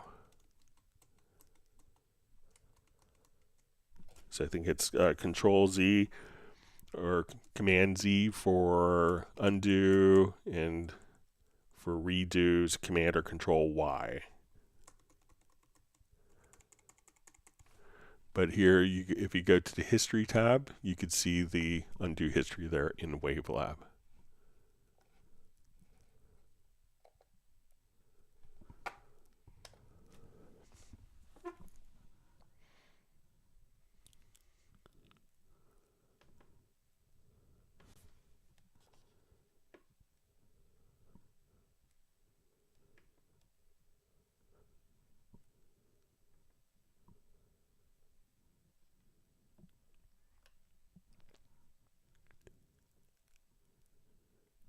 Okay, let me read through a couple of comments.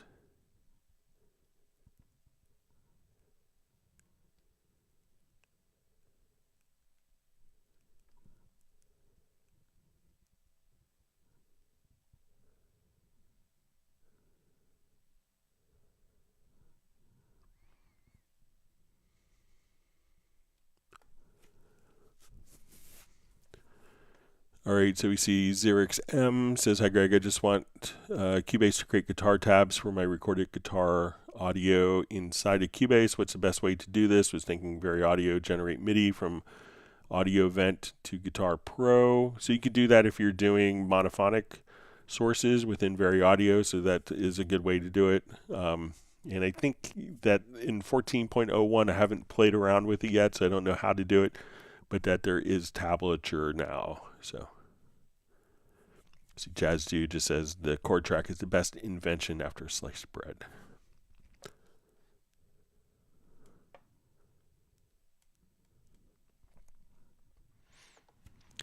All right, so we see, "Hi Greg, how do I transfer all of my USB dongle licenses to the new system for the shutdown in the new year?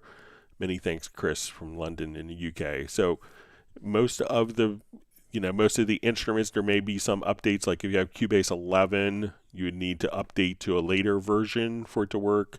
If you have like WaveLab 10, Howley 6, those are some that you would need a later version. If you have like sound sets or instruments, most of those you could, if you go to your My Steinberg account, you could see in the voucher area where the particular, you could see in the voucher area that you could migrate the USB-E licenser over to the Steinberg licensing. So it could depend on which licenses you have. Some of the older ones will remain on the USB-E licenser, but pretty much every new product that's been released in the last 3 years is on Steinberg licensing.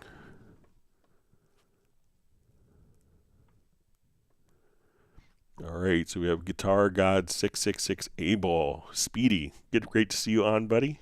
So Speedy lives in, I know you used to live in Alexandria, not far from me. I hope you're well. I haven't talked to Speedy.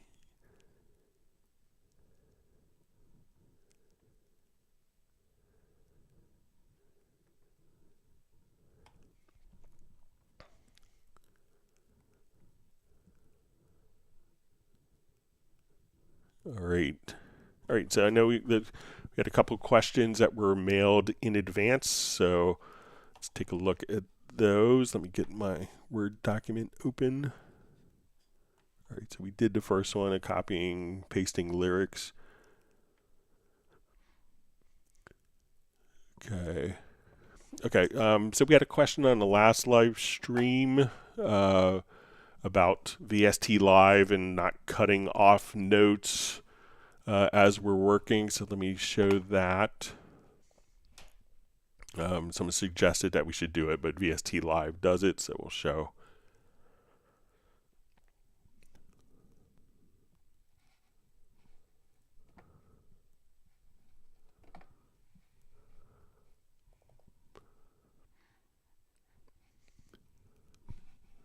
Okay, so let's say I've created a song. So when we start with VST Live, and VST Live is like a performance tool.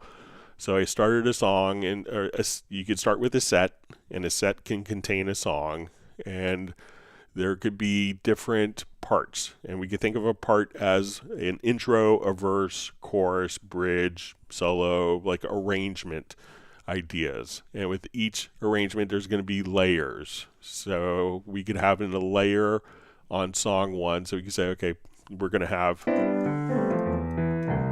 a piano.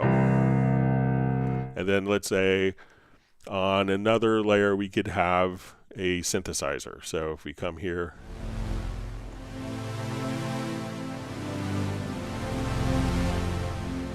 all right, so the question is, especially with live performances, you may be holding a particular note, and you may not want that note to cut off while it goes to the next instrument. So what we could do is we go to our track area, and we could say that, okay, part one, the piano, and we'll just call this, we call this piano, that's going to start at measure 1, beat 1. Part 2, our synthesizer, is going to start at measure 3, beat 1. So if I start playing my song and I'll hold a piano, let's say we'll play, I'm going to hold a chord, I'm going to hold a chord, So notice that the piano doesn't cut off as soon as we get to measure 3, where part 2 starts. So this way I could have the piano sound that doesn't cut off while I'm still playing. So I could still hold a chord if I have a sustain pedal. The piano still sounds after we switch to a different instrument. So again, we just come here and say, okay, this part starts right at measure 3. This part starts at measure 1. If we add another layer, we could just start that at measure 5, etc. So as we hit play, this will automatically switch to our different parts and our different layers here. So again, piano.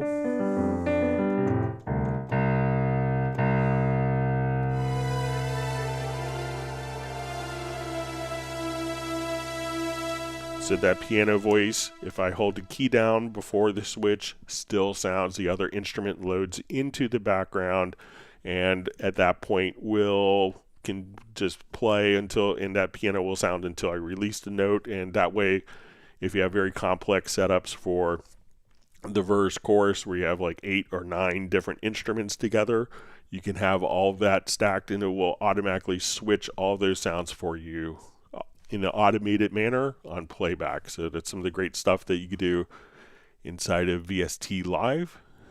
So you don't have to worry about it. It'd be great if it did that, because it does it already.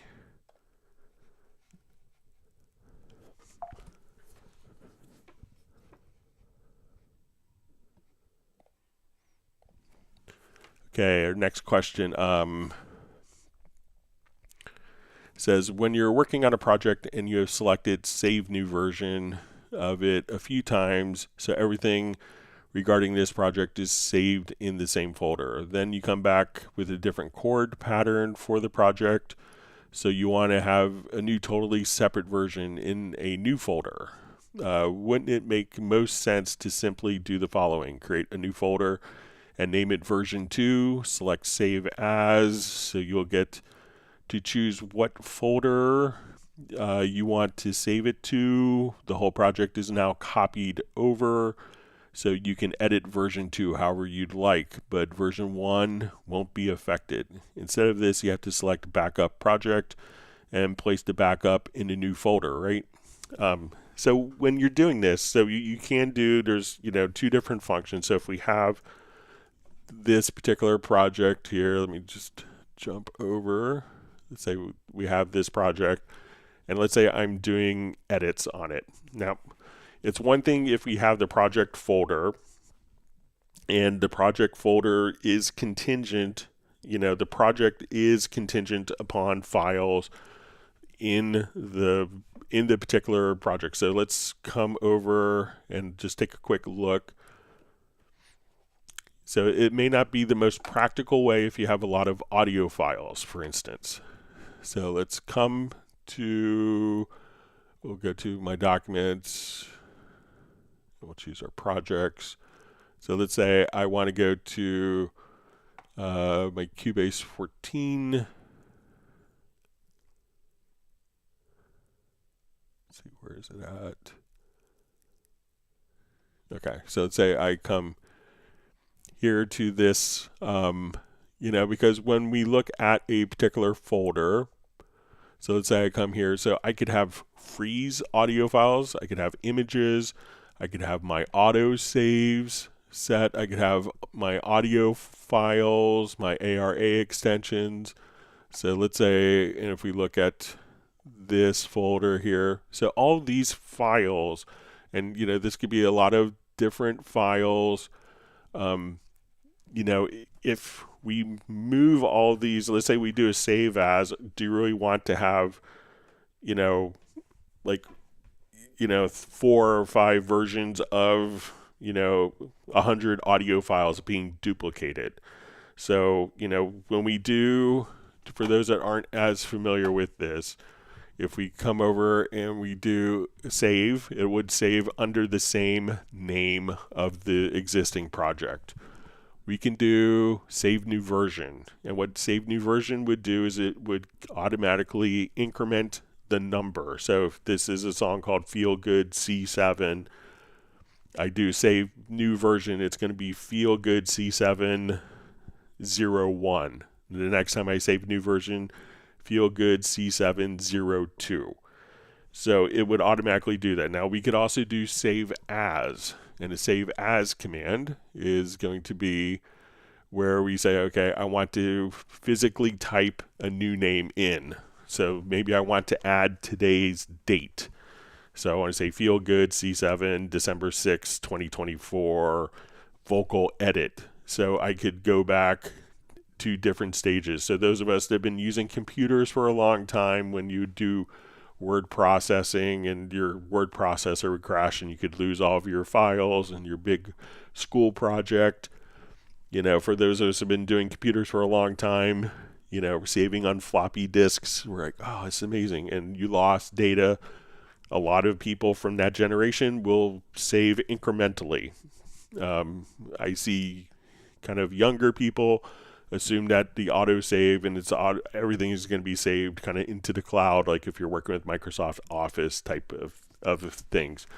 So I think that when you want to have a new file, you can, when you do processing, unless you're doing specific destructive edits, which is hard to do, that you don't have to necessarily save it to a new file to a new folder if you're careful with your file management.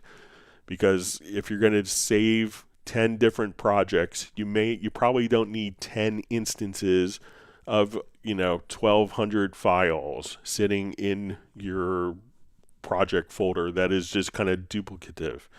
So when we do offline processing, the original file is always stored. You have an edits folder where that goes. So this can, negate the need for having to do it. Now, when people are sloppy and maybe they chose not to have the files when dragged in import into the project, that's when the backup project comes in handy. And what the backup project will allow you to do is when we come here, this would ask us to automatically choose a brand new folder. So this I often would use as the final archive, something I was going to pass on to someone else perhaps, and I don't want them. And once we do this, we create a new folder. We'll get asked, okay, so I'll select new, we'll do new folder. And here I could choose to give it a name. We could minimize audio files. So if we don't want to necessarily carry over all of the files that weren't being used. So let's say we recorded, 14 different guitar solos and we comped together parts from 7 of the guitar solos. I don't need the parts of the files that weren't used and the audio files that weren't used. So we could remove the unused files. We could make the direct offline processing permanent. We could minimize the files. We could choose not to back up the mixdown folder or the videos. So at this point, I would do that more as a final thing. But, I think having all of your audio files, and that could add up to a lot of, if you're doing your own samples in the sampler track, that could add up to a lot of audio files that are unnecessarily duplicative. So.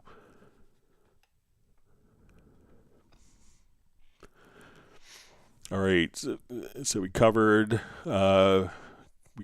this earlier, saying I can't hear my loops from the download assistant inside Cubase 14. I did not buy this audio. Is it a bug? Will it be fixed? So just like we discussed earlier about, so the download assistant doesn't have anything to do inside of Cubase, but when we want to monitor the loops, just make sure that as we're listening to the loops, that you have a couple, one that the control room, if the control room is activated, that you come over and make sure that you have the control room set here. And then once we go to audition, and we could audition the audio just like that and hear it. So make sure that your volume is up and that you have auto, so you have auto play. So now as soon as we come over here you could scroll through all of your loops.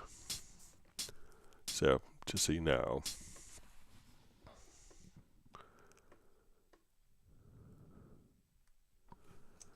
All right, let me open up a different project for this.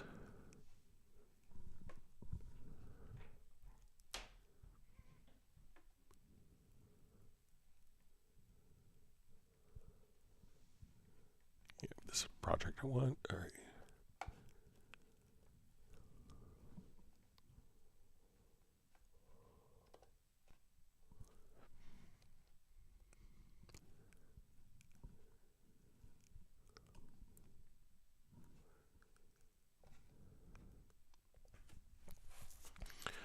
All right, so your question, I have a large Cubase 14 Pro session with video locked to timecode. I have a song written and lined up on desired timecode. I want to write another song that starts before that song, but it needs to be a different tempo. Issue, when I change the tempo of a section before the existing songs, it changes the timecode position of all songs that start at later positions. I'm searching for an easier way to have multiple songs in Cubase session with different tempos. Currently, I have to set the tempo of the new song, then on the bar after it ends, I add 2 tempo points and adjust the tempo between the 2 points until the later song lines back up with the correct timecode position, of course remaining in place on the bars and beats grid. Note the video and position marker and cycle marker tracks are locked to timecode in linear mode. The music tracks are in musical mode and locked to the bars and beats grid. All right, so when working with this, so I just kind of was playing around with this before we got started here. So I just kind of set my timecode position, let's say right at this position here. So let's say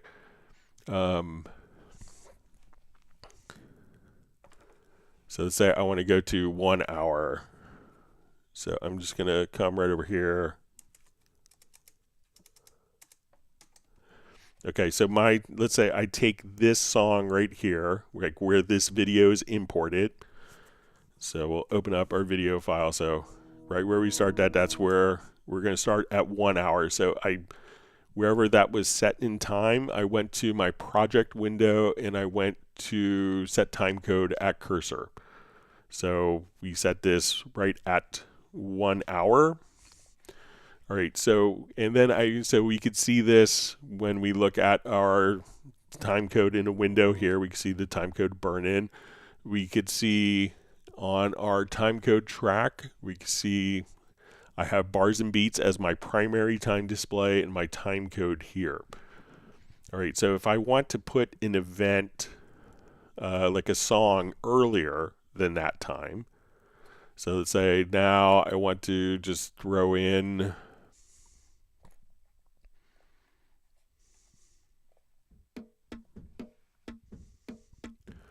all right, and now at this point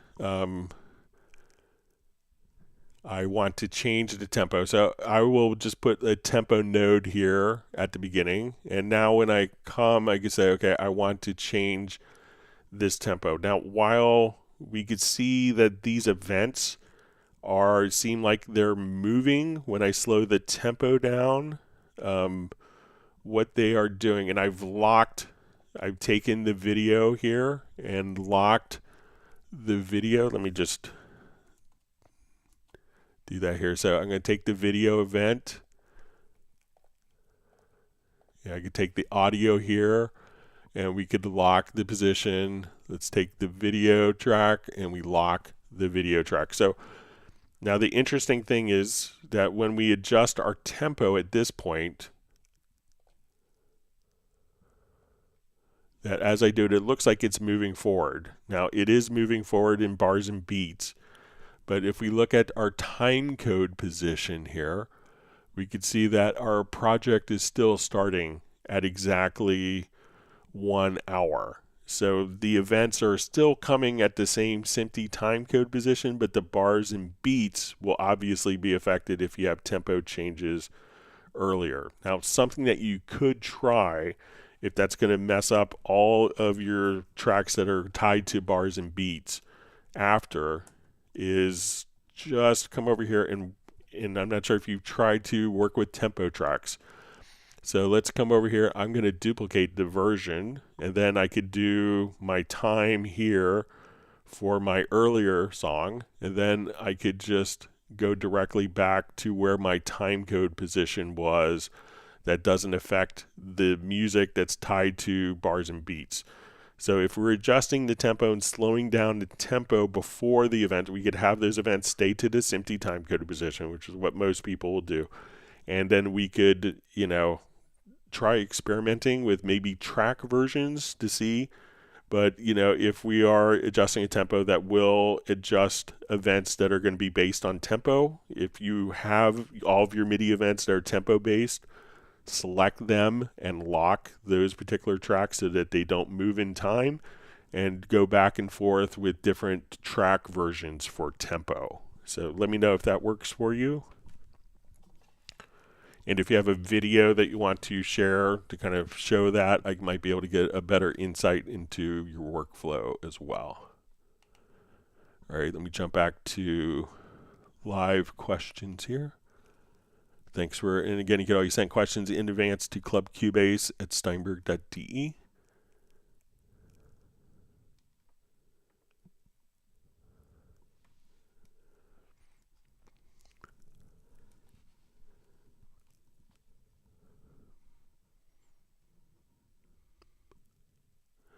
All right, so I just see a question as I was scrolling back. Will there be hangouts between Christmas and New Year's? I think the last live stream of the year, I'm going to try to take some time off. I'm always really bad at taking time off. Will be maybe Friday, December 20th, and then we'll pick up again in the new year. So.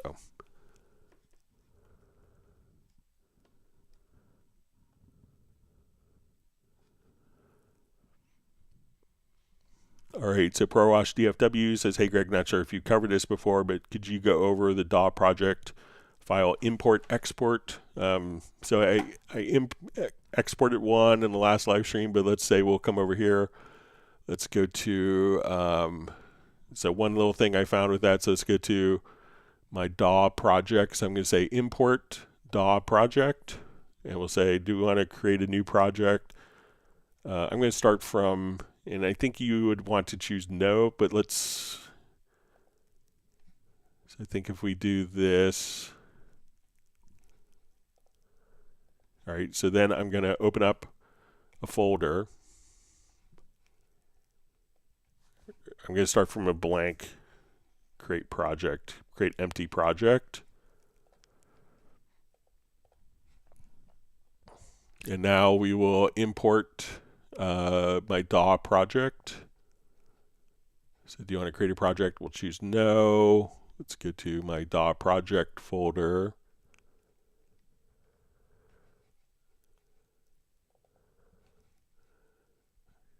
And let's say we'll do uninvited. We'll import that, and now we can see that this is automatically all been imported directly from there. So if it doesn't seem like it's opening, like I think I ran into that on Tuesday, try starting it, instead of choosing yes to create a new project, choose no and start from an empty project. And then that should carry it over for you, Randy. All right, so we see from Xerix M, hi Greg, is there a dark mode for Mac?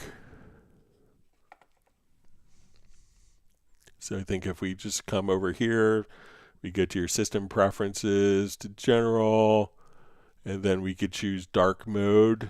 And now we can see like your dark mode here for Mac OS. So not every single window. So when you go to your preferences, some windows may not be as functional in dark mode, but for the most part, you could run in dark mode.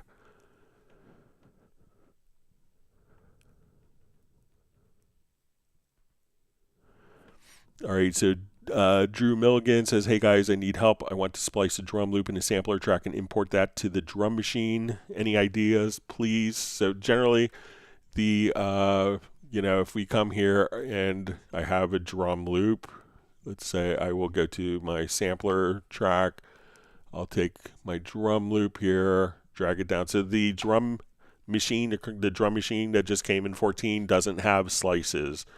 But what we could do is, let's say I want to slice the drums here, and what we could do, we see these little 3 arrows here. We can now come over and say transfer to Groove Agent SE.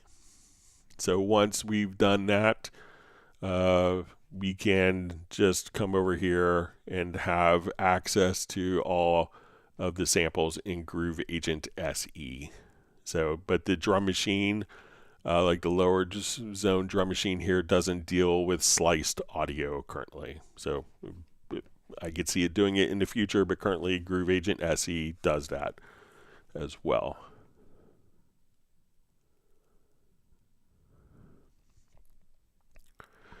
All right, so we see, hi Greg, what's the best way to vocals chop samples to Skrillex style in Cubase 14? Okay, so let's come over, see if we get this.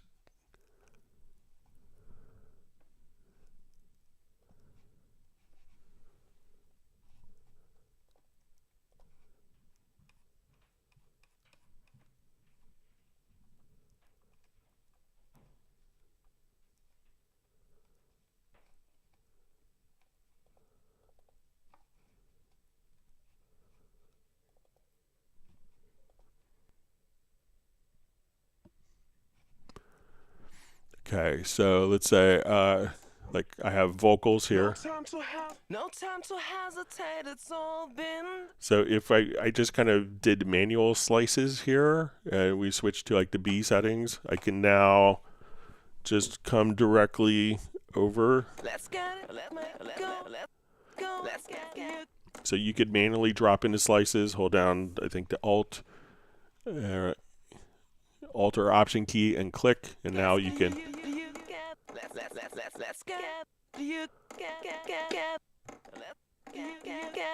So that way you could do vocal chops really easily there.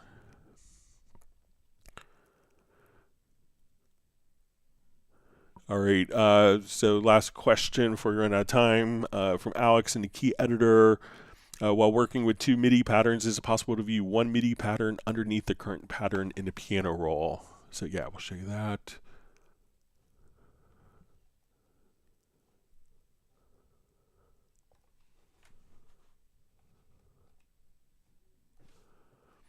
Okay, so I'm going to select multiple parts here. We will just go into our piano roll. So if we want to see multiple parts here, we could just choose to say, okay, I want to see these 2 parts together. And if we want to do this in the lower zone, so if I could just simply select this part, let's say I'll do the violin 2 and the bass, hold down Control or Command, and now when we look at it in the MIDI editor here, we can see that the different colors we can colorize based on the part. So we can see my bass part underneath the violin part. So if we want to switch the active part, we could just click on a particular note. Now the bass is the active part, and we can see the violin as we do our editing above.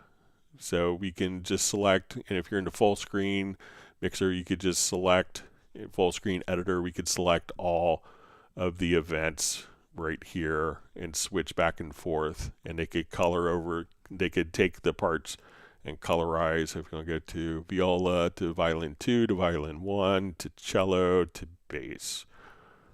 So, all right, with that, we're going to wrap up. Thanks for all the wonderful questions. We'll be back on Tuesday starting at 1 p.m. U.S. Eastern Time. Want everyone to stay safe and healthy, and we'll see you. Thanks for all of the wonderful questions. I hope that everyone's learned a new tip or trick, and if you have, please hit the like button and subscribe to the channel. Have a wonderful weekend, and we'll see everyone on Tuesday. Thank you very much. Goodbye.